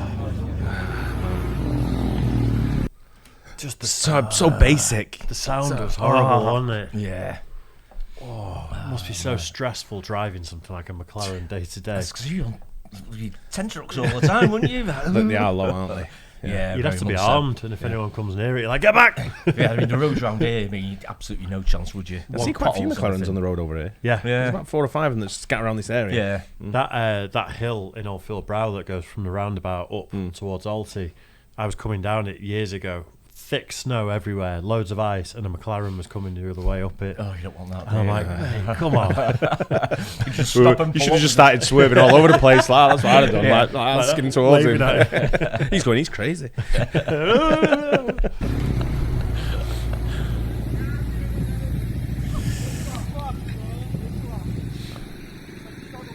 Oh, dear me. That's the first one we saw, isn't it? It's the Audi R8, that. Audi, innit? R8, Just but I like that. think the other car hit it. Yeah. Oh, mate. Jesus. I'd say it was close to that tree. Is that a Merc? Looks like it's got a long bonnet on it. Yeah, that's a lot. You have to have training to drive them, you know, really. Ooh. You have to have training to drive them over here. Do you? What, an SLR? Yeah. Oh, really? Yeah, when you buy them. One of my mates has got one, and 2 of them have, and both of them had to go for training to drive them. He hadn't been, clearly. Super powerful like that, yeah. Yeah. I'd rather go for training if I'm going to drive something like that. Got Well, that much power, haven't you? One of Got them, one of my that mates who to did use it did the I don't know what you call it, the gumball rally from Mykonos to Ibiza. In that? He did it in one of them, yeah. Wow. You never seen them around Hale, them gold cars. They had a few. They had a Ferrari, and a Mercedes, and they had a 911. No. And all coloured up in the same sort of like wrap. It was all gold with sponsors on Yeah, it. that's right, yeah. Yeah, pretty mint. Oh,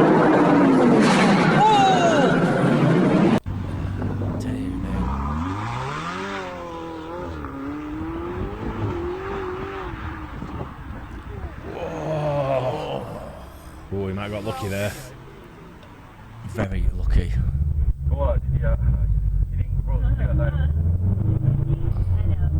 Oh dear. Oh my god, oh shit. Wow. Oh my god, He might have got lucky as well. Yeah, well, I think he did. going up that curb's not going to Yeah. be pretty, is it? No. Oh, moron. Jeez. They were going for an undertake, though. It was. Without looking, so the Ferrari wasn't at fault there, was It it? wasn't at all. It's the other car, wasn't it? Just pulled out on them, didn't they? Absolutely Over unbelievable. here, this. Yeah. That's one in Winslow, isn't it? Alderley Edge, I think. Is it? I think it Looks like it. Yeah, because there's kids on the corner there. They'll film them, don't they? Yeah.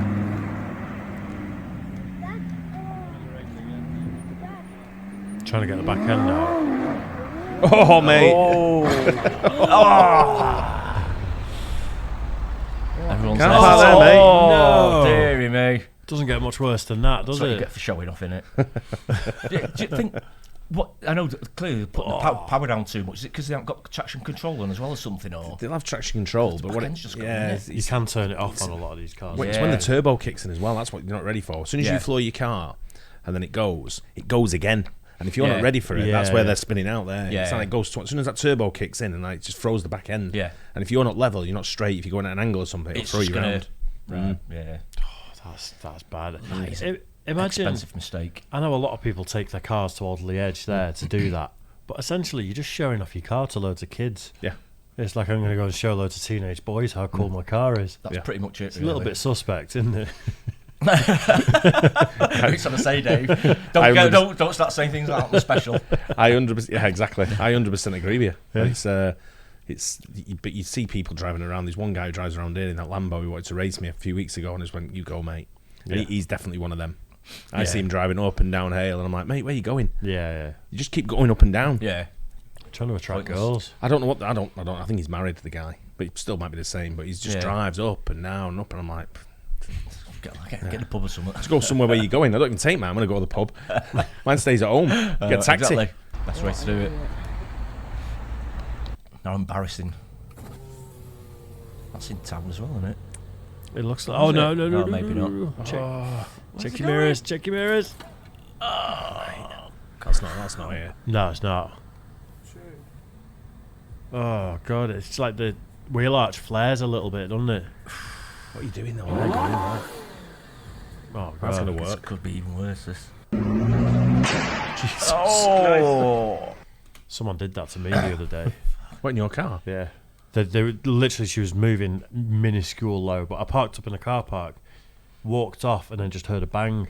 Not too loud, but enough to make me turn round, and there was a girl sat there just against my bumper, and she was sat like that, just petrified. There was no damage whatsoever. I went over to her and had a chat, and she was dead nice. And she was like, "Here's my phone number. Take a picture of my reg plate." Take a picture of me. Oh, all right, a reg plate. Yeah, she went, "Let me off." I don't care. Did you motorboat her and then leave?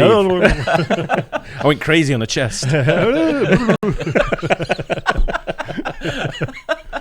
But no, there was no damage, so I let her off. Let her off as swift talking to her.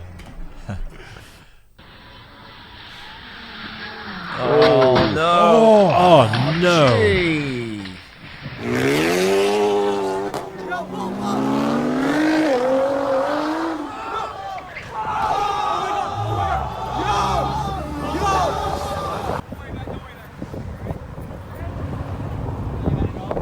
Say that.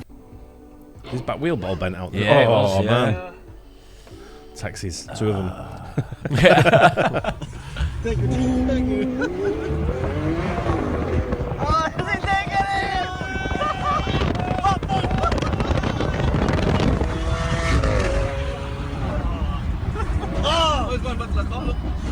I had him for a bit, man. Oh, shit. Oh, dearie me. Stalled it. It's not going to reverse, is he, I hope?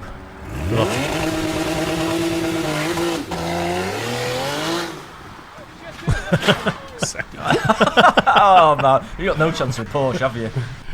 That was Oh, look at pathetic. this one. Oh, what are you doing? Oh, that's going to be over the roof, that is. Oh, man. That was pathetic. That It was. It was. All that noise. That's Porsche drivers for you. No, mate. What are you doing?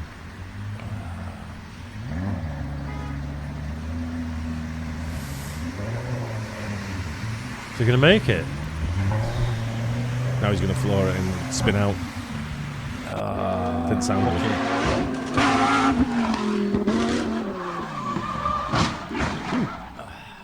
Barry did his job. Yeah, good job, innit? Oh, They're going to do it again. He's having a look out.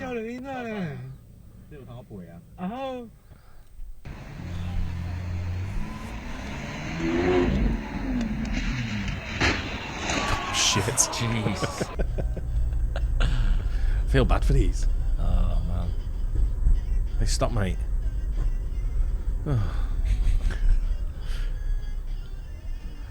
How Can you hear some of them? They're not even going fast. Why has he stopped? I mean, Oh my there's a god. big building in front of him now. What does he expect? He must have thought it was in reverse, maybe. That's everyone just laughing. Oh. Why not turn the corner? I know. The amount of time I used to see this in the desert. I bet.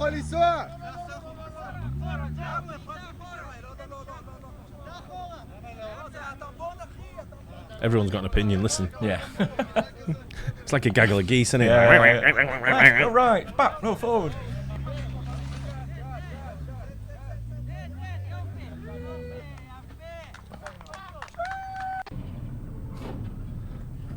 Fucking idiot. Get out of here. You alright? Moron. Oh, there's a parked car.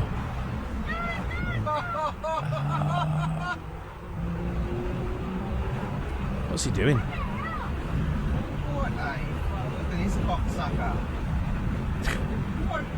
Oh, dearie me. Wow. Idiot. What a fucking idiot. London, isn't it? Yeah, looks like it, doesn't it?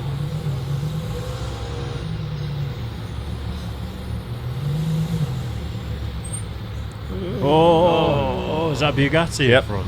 Yeah, good paintwork on it. No, wait. Oh. I think that's the valet park. I was hoping I was going to say, that's not the valet. Yeah.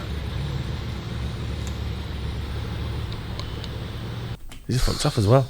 Wow. Right? Got bad news for you. I crashed a Bugatti Yeah. into a Ferrari. I always say, expensive. if I have a crash, I always want to do it into either a roller, right, with a knobhead in it, or a police car. It's a hell of a choice there, isn't it? Yeah. Hell of a choice. So it's two cars I want to crash into. Yeah, if I ever have an accident, Yeah. that's them. How much money these cars cost? And you're going to spend a few grand to be with a professional driver. Yeah.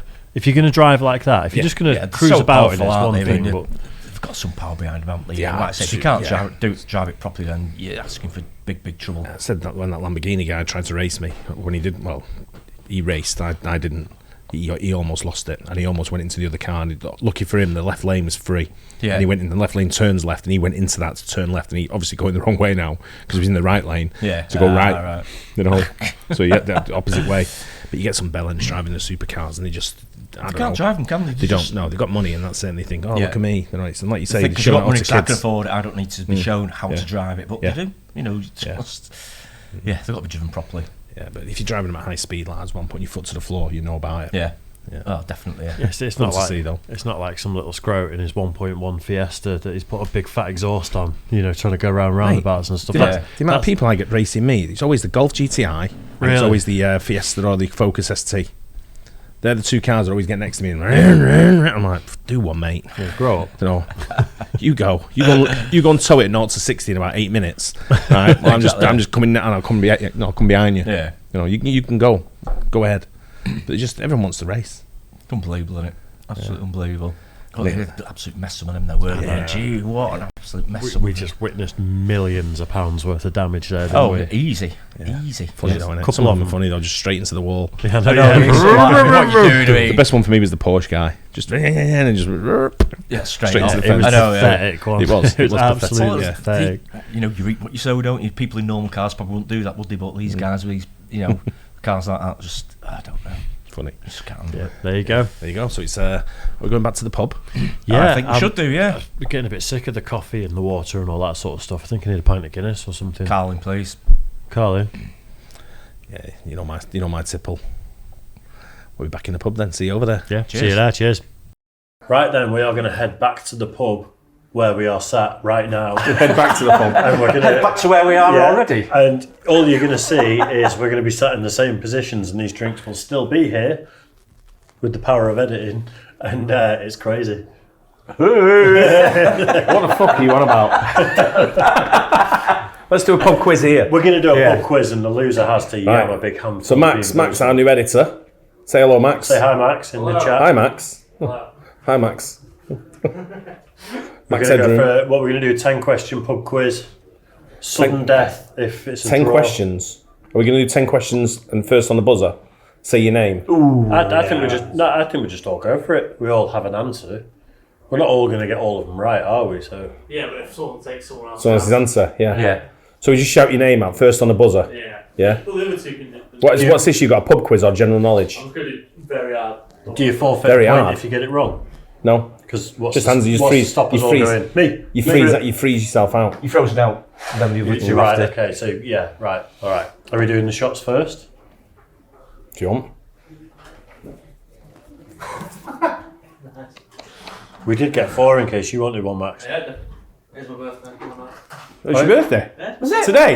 Happy birthday, mate. Happy birthday, Never said mate. that. There's no one mentioned Yeah, anything. cheers. Cheers, mate. Well, Cheers. thanks, mate. Hanging out 22 at the office today. place on your Hanging out at the birthday. office close to your birthday, yeah. Fucking hell.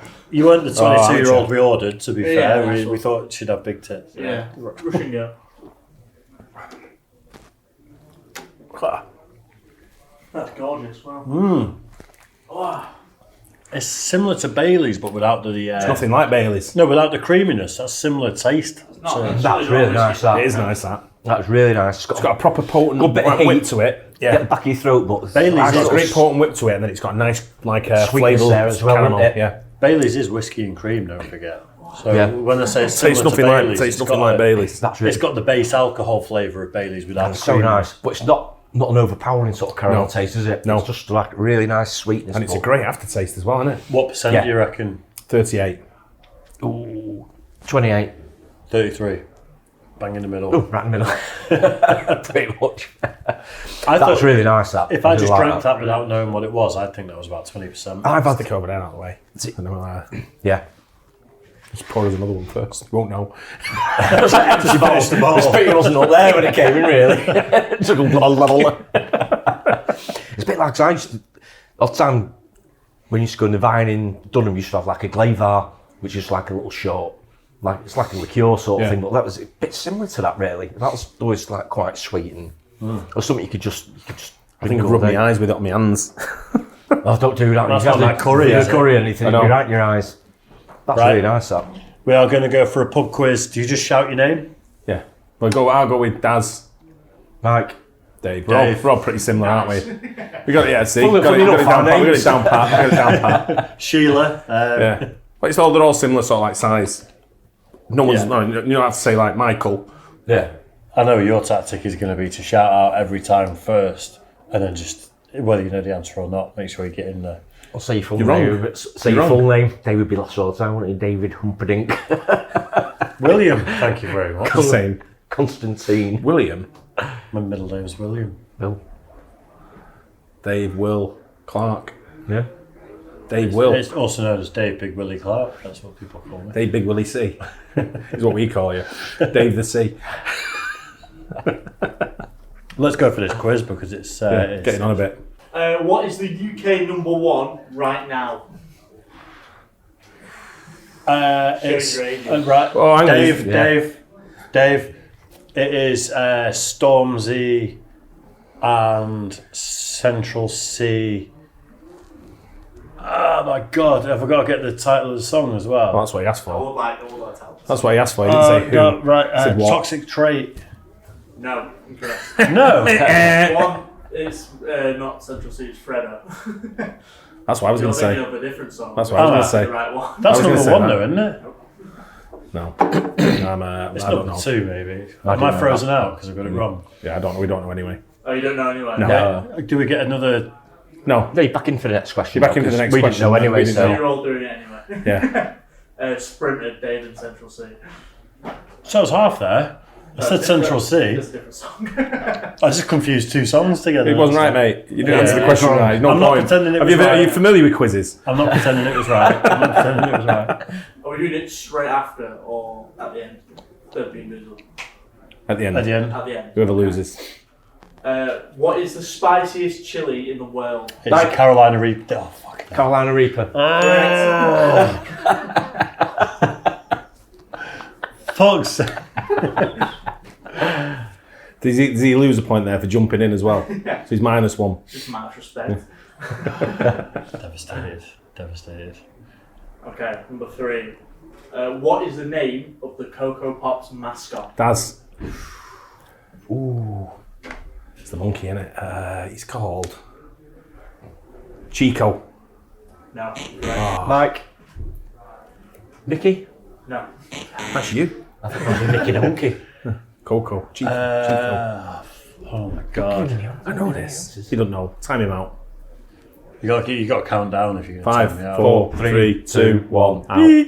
Coco the monkey. That's what I said. No, you said Chico. Coco the monkey's right. It was after timed out. It's after the time now. No way! Yeah, it was. It was. After the time. I was going to say Coco as well. That's definitely after the That's time. absolute bollocks. It's not. You got to I actually give you the answer as well. Coco the monkey. I give you the answer though. I said Coco. I give you the answer. Then you said it. That's shocking. That's It's not. absolute shocking. It's called Rules Day. Let me explain them. Okay, number 4. What is the capital of Thailand? Daz. Bangkok. Correct. You're not going to beat me on capitals ever. No. Dave's panicking here. Look, I can see the stress. You're minus one, mate. about that You're minus question. one. I'm not minus one. You are. You overstep them out. Okay, ready? Yep. What is Cher's last name? Which Cher? The Cher. Singer Cher. Cher Lloyd. Daz. That singer Cher. Dave Cher Lloyd. Is it Bono? No. That's all. Dave Oh, Cher that's a good Lloyd. guess. I So, was 'cause- going to say that. I was Because she's married to Sonny Bono, wasn't she? I was thinking of Sonny's. Yeah. No, that's what I was trying to think of. Any guesses, Mike? But Mike Jones. Sarkisian. Well, that was my next guess. Never been. Fucking hell, where have you got this quiz from? Load of shit. I'm telling you. Okay. Who directed Braveheart? Dave. Who directed what? Braveheart. Mel Gibson. Braveheart. Yeah. Mel Gibson. Correct. Did you say Dave then? I did say Dave actually. Okay. Ready for the next one? We're all tied here. What were 2 films coming out this weekend? Daz. Do I get a point for each? No. Oppenheimer That's one. and Avatar 2. Nope. That's all the hours. Been out for ages. I get a point for one though, right? Dave. No. Dave. Ah, come on. You can't have Oppenheimer now because I've said it already. Oppenheimer. Question's dead. No, you definitely can. Oppenheimer and Barbie. Correct. Avatar 2 came out in like January. Barbie's already out. Is that 2-1-1? Yeah, you can't have that. There's no way you're having that. You would never got Oppenheimer. That is a point. I'm not having that. I get a point for Oppenheimer, sure, right? You've got to get both. Same. Yeah. You've got to get both right to get the point. Okay, ready? Yep. Which political figure became Baroness of Kesterman? Like Varzi? Who? Varzi? Varty. Varzi. Varzi. Baroness Varzi. Baroness of where? It's Kesterman. How do you spell it? Kesteven. Kesterman. Baroness. No, I don't know. No? Any guesses? No? I'll give you 5 seconds. No. Daz. I'm going to go with Rishi Sunak. Baroness. Baroness. That's what you call him, isn't it? Baroness. No, Baron. Baron. He'd be No, a I, Baron, think, wouldn't he? I thought Baroness could be a male as well. No, That's Baroness. Baroness is a female. Oh, I thought Baroness It's could be a male. Thatcher. Ah, okay. Thatcher. Wow. Okay, who designed the Eiffel Tower? Wow. Oh my god, I actually knew that at one point. Daz. Is he called Eiffel? That might be his last name. I want full Well, oh, you didn't say that. I want full name. Oh, no. He didn't say Barbie, the full movie name, before you give it him, though. It is called Barbie. Yeah. It's got Barbie something. You know what I mean? You said Thatcher before. You said who was the Baroness? He's like, who was the Baroness? Yeah, but he says, back me up here, Mike, because he says, who's the Baroness? Thatcher. So I'm saying it was Eiffel. Oh my god. Claude. If you two can't get it, I'll give them it. Oh, yes. No Yes, I'm yes. literally Quizmaster. Dave Francois Eiffel. Mike. Pierre. No. Gustav. Of course, I knew that. You know, I didn't know that. I'm having that anyway. Should have said it, and then he would have got a point. You weren't going to go for Eiffel, were you? I wasn't. I thought it was someone else. I thought it was an English guy, to be honest. Okay. How many legs does a lobster have? Mike. 8. No. Dave. Daz. 6. No. 4. No. Is that all you out there? Yeah, we're all out. 10. Ah. Well, keep it. Do they count as legs? Must be. Okay. Tom Cruise is an outspoken member of what? Daz. Christian? Scientology. Correct. Shit. Unlucky. So what's the score? I'm 4. Or 3, am I? 3. 3 is it? 3, 2, 1. I got Eiffel, Tom Cruise. I got the Bangkok, and there's another one, wasn't there? I got the 1 point for Oppenheimer. So 4. Yeah. You didn't get a point for didn't get a point, Oppenheimer. did you? He said 4. Bollocks. No, it's 3, 2, 1. All right, said Rogers. He's so desperate to win. Your competitive side is the most ruthless I've ever seen in my life. What does the Geiger counter Mike. measure? Dave. Radiation. Correct. 3, 2, 2. Hang on, that's 10 questions. I win. Is it? I thought we'll do first 5. 3, 4, 5, 6, 7, and we've had 3 wrong. That's 10. Yeah, but we're playing for a loser, not a winner. Who answered the last question right? Mike. You're the loser. Get your hand in there. Fuck off. Hey? That's what we're here for. That's what it doesn't matter what order you're answering in, does it? Yeah, because it was 3. I think You got 10 questions. I so think, it's a tiebreaker between these two. I think, yeah, tiebreaker. That's probably fair. We'll do closest to. Is it tiebreaker just between you two? Yeah. I'm not. It's like, Yeah, you've won. Can I whisper the answer though? No. So you. No. Yeah. Right. Sign language. You like me whispering your ear? Yeah, good luck with that one, Dave. You think he's going to give you the right answer?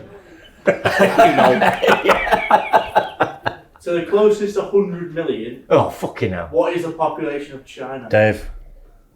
I mean, so it's a tiebreaker. You don't get again.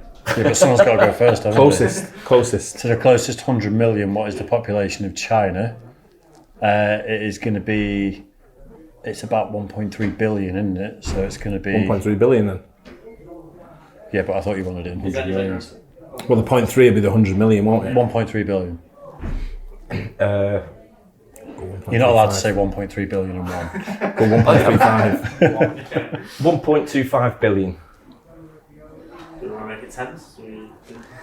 1.25. There is a winner, I will say. Yeah. And it's Dave. Yes! 1.412 billion. 1.4? Yeah. Most of them live in Timberlake. There's a handful, by the way. Just finish the box off. Yeah, just... Oh! I think it's What have you got? Half will be nice, half won't. Maybe the good ones counteract the bad ones. Why didn't you do that with the sushi? The Maybe rest tastes better. maybe you've got to eat them all one by one and then get the farts and the snot. Mind over matter. Mind over, that's the same with the sushi. It did take you 5 minutes to finish the sushi. It took me 30 seconds to do it. That's why you didn't want me losing this one.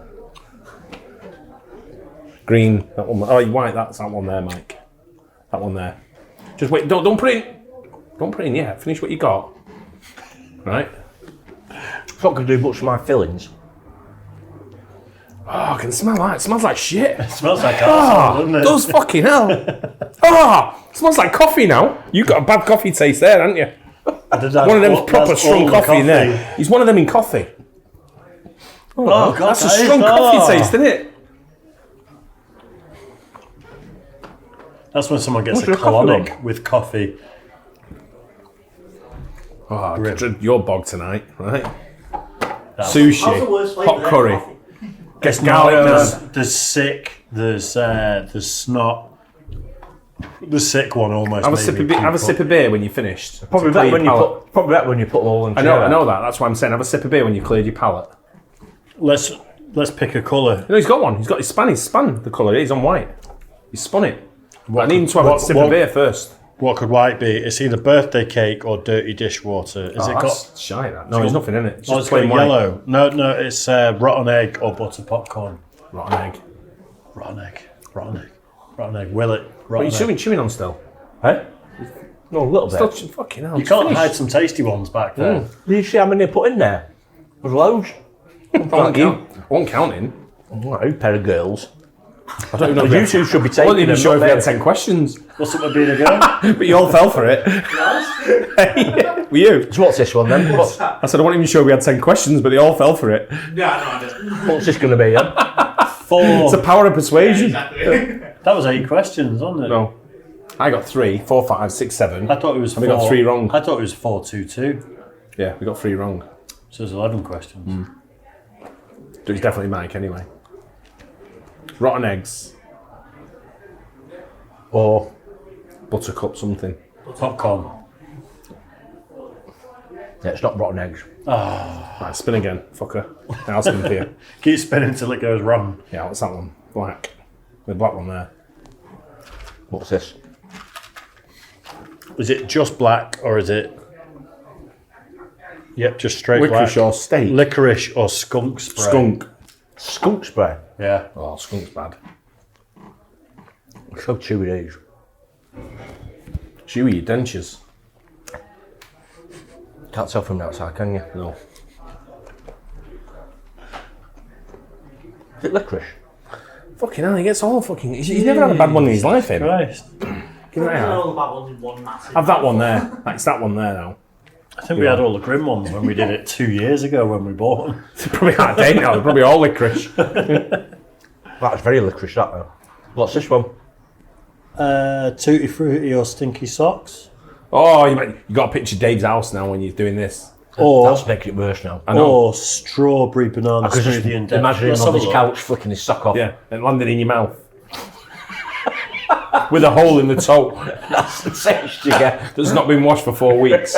Right. I'm war. You make it worse Well now. worn in. Firstly, I change my socks every day. Yeah, I didn't say he didn't. But Does he wash them though? There's a question. Then he puts a pair on from the floor on. Yeah, exactly. Odd ones. no, but you were right that all of them have got holes in them.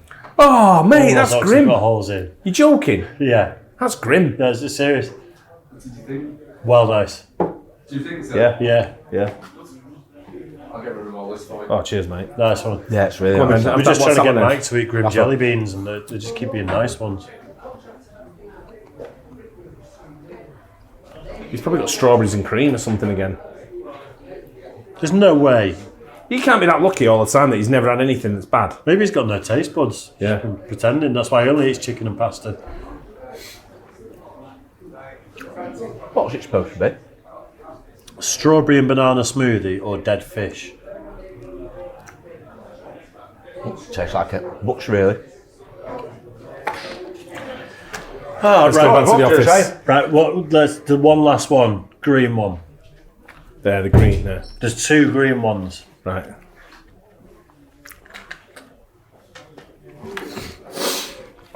Right, what we on then? You're either One at a time. juicy pear. Oh, I like a juicy pear. Yeah, we all love a juicy pear in the office, folks. Love. Or or snot. Snot? What does snot taste like? Lick your top lip, Mike, and you'll find out. I remember it from when I was like 5 years old or something, but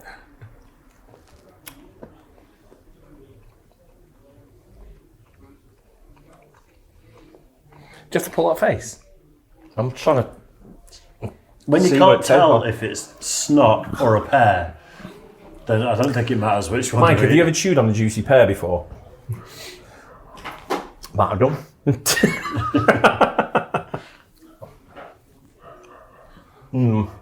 Dave, you missed Like, it does taste great, that.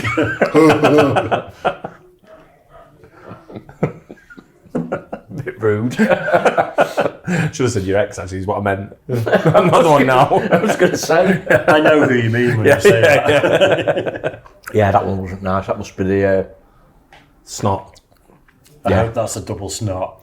I really do. Double Loogie. stop. So this could be a pear. Think of Dave coughing a loogie up in your jaw. The one thing that'll make me puke on sight is snot. Like if someone gets in there, like I've been chased with a bogey on someone's finger and nearly puked on. Well, you were fingering someone, did you just say? No. Someone picked their nose and chased me with it. Oh, as an adult, and I almost vomited. I was just like, I can't. Just the most disgusting thing anyone's ever done. As an adult, you just as an adult, wouldn't you? One of my mates went to his girlfriend's house, and it was the first time meeting the parents. I told you the story. Not sure. And they were sat down, they were like all chatting away, and he had a bit of a cough, and he went, and he coughed, and the fucking loogie flew out of his arm, landed on the TV screen. That's worse than eating them. I said, what would you do? He just said, just got a tissue and just got up and wiped them and excuse me. That's disgusting. Straight onto the TV. Man. I would have broken up with her and never talked to her again. That's the easy option. Just go, I apologise to everyone. I'm out. See you, bye everyone. See ya. I hope to never see any of you again. Oh. Yeah, anyway, there we go. Both bad. Yeah, they weren't great the last 2 months. Good. Yeah, I'm pleased. Yeah. It must mask it a bit when you have quite a few at the same time. I think one cancels out the other, maybe. I think you just like grim tastes. It's just you don't eat sushi doesn't taste grim. That's true. Some of it's it just does. the texture for you. I think it's texture above all else, without a doubt. So I'm like that with meat, any meat. See, we give you a light taste there of sushi. You got there shop bought sushi. We didn't go sashimi all the way from the restaurant. Yeah, which we should have done really. Thinking about we it. did the first time though, didn't we? We did. Yeah, we did. That was the really full hit. That was. You didn't put the whole thing in your mouth. Like kiddie bite in the corner. Like, no, don't like it. Sorry, what's it? Go watch the original video and you decide yourselves. I'm sure Max is going to edit something in there that's showing you taking that tiny little bit of corner, which you can find, and then try to bath. Grim, absolutely grim. Honestly, right. Well, we need to do something you two don't like anyway. That's what we need to do. I did the one chip challenge and surstrimming. I did surstrimming. I took a chunk out of surstrimming. You've been nibbling the side of that as well. Like that's tiniest Actually, it's just a touch. I took a bite out. I went straight in for it. Straight up to the camera and went ham like that. Correct. In front of spat it out. Correct. You can't swallow it. The evidence is there. You can't. The evidence is there. Mate, you didn't even come close to the tin opening. I couldn't because I was being sick. That was grim. That. You can't call me off a surstrimming. You can't call me off a surstrimming. I took a bite. Yeah, but you like sushi. You like it's sushi. Not sushi. It's not surstrimming is not sushi. It's fermented dead fish. It's like... No, but you like sushi though, so you haven't got me about having sushi, but you actually like it. No, I said you can't call me out for surstrimming. Because you didn't come anywhere near it. I took a bite out of it. I was close enough to it. That doesn't count. Of course it does. I had my fingers in the tin, it was warm. I know. You've been in the fridge for a month. In the fridge, which is the fermented fish that they eat in Iceland, is it? Finland or somewhere like that. Yeah, it's just maybe grim. Sweden. And it was in the fridge for weeks. And when we got it out of the fridge, the tin was still warm and bulging because it's fermented and it's turning put our fingers in to get it's the rotten fish. fish. It's massive. It's not that big. As soon as we opened the can, it just squirts juice all over it. It was like rancid. Rancid. It's worse than that smell. We need some clips of that. It's literally like rotten fish. Yeah. I smelled like in North Wales. I smelled like there's been a seal there. It was like dead bodies, wasn't it? Sort of like dead on the beach. And you could smell rotting flesh. It's like it was like just like that. It was pure ammonia mixed with corpses. Yeah, it was bad. That's the worst thing I've ever done. Oh my god! And then we give office bloke Chris some, and he was like, "This is all right, actually." Yeah, he ate a lot dripped of it down his shirt. Literally, the funniest bit about that night, right? This was the funniest bit. Chris is probably like 3 times the size of me, isn't he? He's a big lad. Yeah. And he, I had to change 2 shirts, and I could still smell it. The smell was in my beard. I washed my beard and everything in the office. And in the end, he said, "I'll drop you off at home." And in the end, he's got like a little Toyota Auris, or whatever they call them. Yaris, sorry. Something like that, Toyota Yaris, only small little car. And Chris is, like I say, he's a huge guy. And me and him are driving down the parkway going towards town with no shirts on, with the windows down in winter. Stinking of fish. And I just thought it just clicked. I sobered up all of a sudden and went, fuck. If the police see us now, we're fucked. They're going to pull us over. They're going to have the cops camera with them and all that sort of thing. The camera guys are going to come out. I mean, Chris just stood there, both like half naked. I just stood there like stinking of fish. And like, what have you been doing? We're like, Well, I had nothing to say. Smell that, I'll say. Police interceptors. Exactly. They blurred out your faces, but you can see the car, your tattoos. It's blatantly obvious it's you two. You won't believe this, but just trying to find out where you sink a fish, lads. I got back to my apartment. I got jumped out of his car. I was like, cheers, mate, sort of thing. And he only lives 2 minutes from my house. So I jump out of my apartment and get in, and I'm going up the lift, and I'm like, fucking stinks, man. I'm thinking, shit, someone gets in the lift now. I've got no shirt on. I stink of fucking rotten fish. And I'm like, shit, I didn't even think of that neither. Yeah. So I'm like, anyway, got in and then walked in, and I was like, right, I've got to have a shower straight away. As soon as I walked in, getting him was in bed, and he just went, what's that smell? Just after the shower. No, this is before going. Chris is joining and I was us like, I had to put my clothes. I had to put my clothes in the bag. I don't know how to use the washing machine, so I had to put the clothes in my bag and tie it all up before when Gaynor woke up in the morning. So I could say to you, can you wash them? I didn't want to put them in the washing machine, just leave them there. Because I know if I put them on the washing machine, I'm going to do something wrong. I don't know how to use it. It's fucking complicated. Yeah. It was grim, that though. I must admit, it was grim. Yeah, I did tap out on that one a bit earlier. Really, you tapped out very early. I just couldn't get anywhere near it. Honestly, I was heaving. Just even the smell of it. So we should do it again, really. Then shouldn't we, for Mike? No. I'll do Sushi again if you two do the 1-soup challenge again.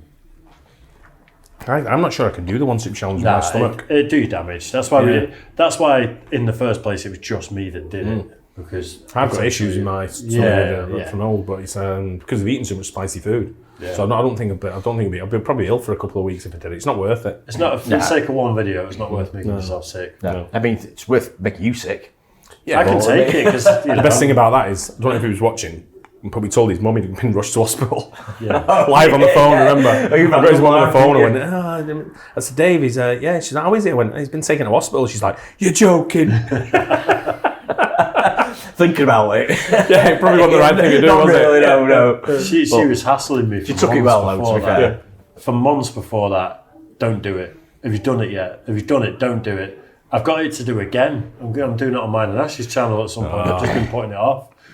So I'm going to wind my mum up with that as well. If Ash phones my mum, then she'll think she wasn't sure with me. She was a bit unsure. She knows you're a piss taker. But if Ash phoned her and went, Helen, she will panic. We can arrange that, can't we? Yeah, I'll be there. I want to be there.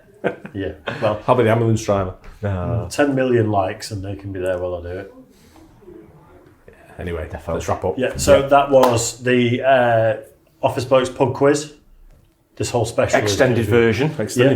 This whole special is going to be about 3-4 hours long, but that's all good. At the moment. That's okay. Dip in and dip out as you will. Yeah. So we will go back to somewhere else at some point, and then we will square all this thing off in a minute. So we'll either see you in the studio or we'll see you right here for something else. Sweet. Cheers.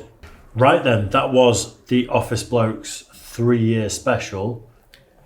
Beers. Cheers for the 3 years with beers. Has anyone been mad to that? With no fears. With no fears, lots of tears. No, there's a word that springs to mind, but I don't add it because it's not appropriate. It's not appropriate, is it not? Appropriate. I hate appropriate. Right then, we are rounding up now, so I hope you've enjoyed this 3-year special with us. Yeah.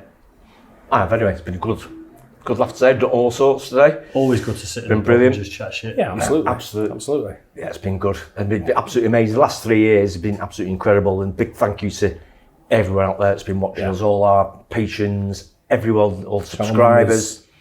Yeah, it's mind-blowing to think it. When we first started this, to think, what we're on, 110, 120 million views now, something like that. 120 million. Is it 120? Yeah. Wow. 236,000 subs? 237,000. 237. Good research, Dave. Well done. The support's been absolutely incredible. Honestly, it's been amazing. It's been mind-blowing. It really has. Couldn't have expected it. Couldn't have planned for it if we tried. As far as sponsors, we've had some great sponsors over the years as well. We have indeed, yeah. Manscaped, NordVPN. Yeah, Manscaped, NordVPN, Ridge Wallets. There's been quite a few more, but I can't.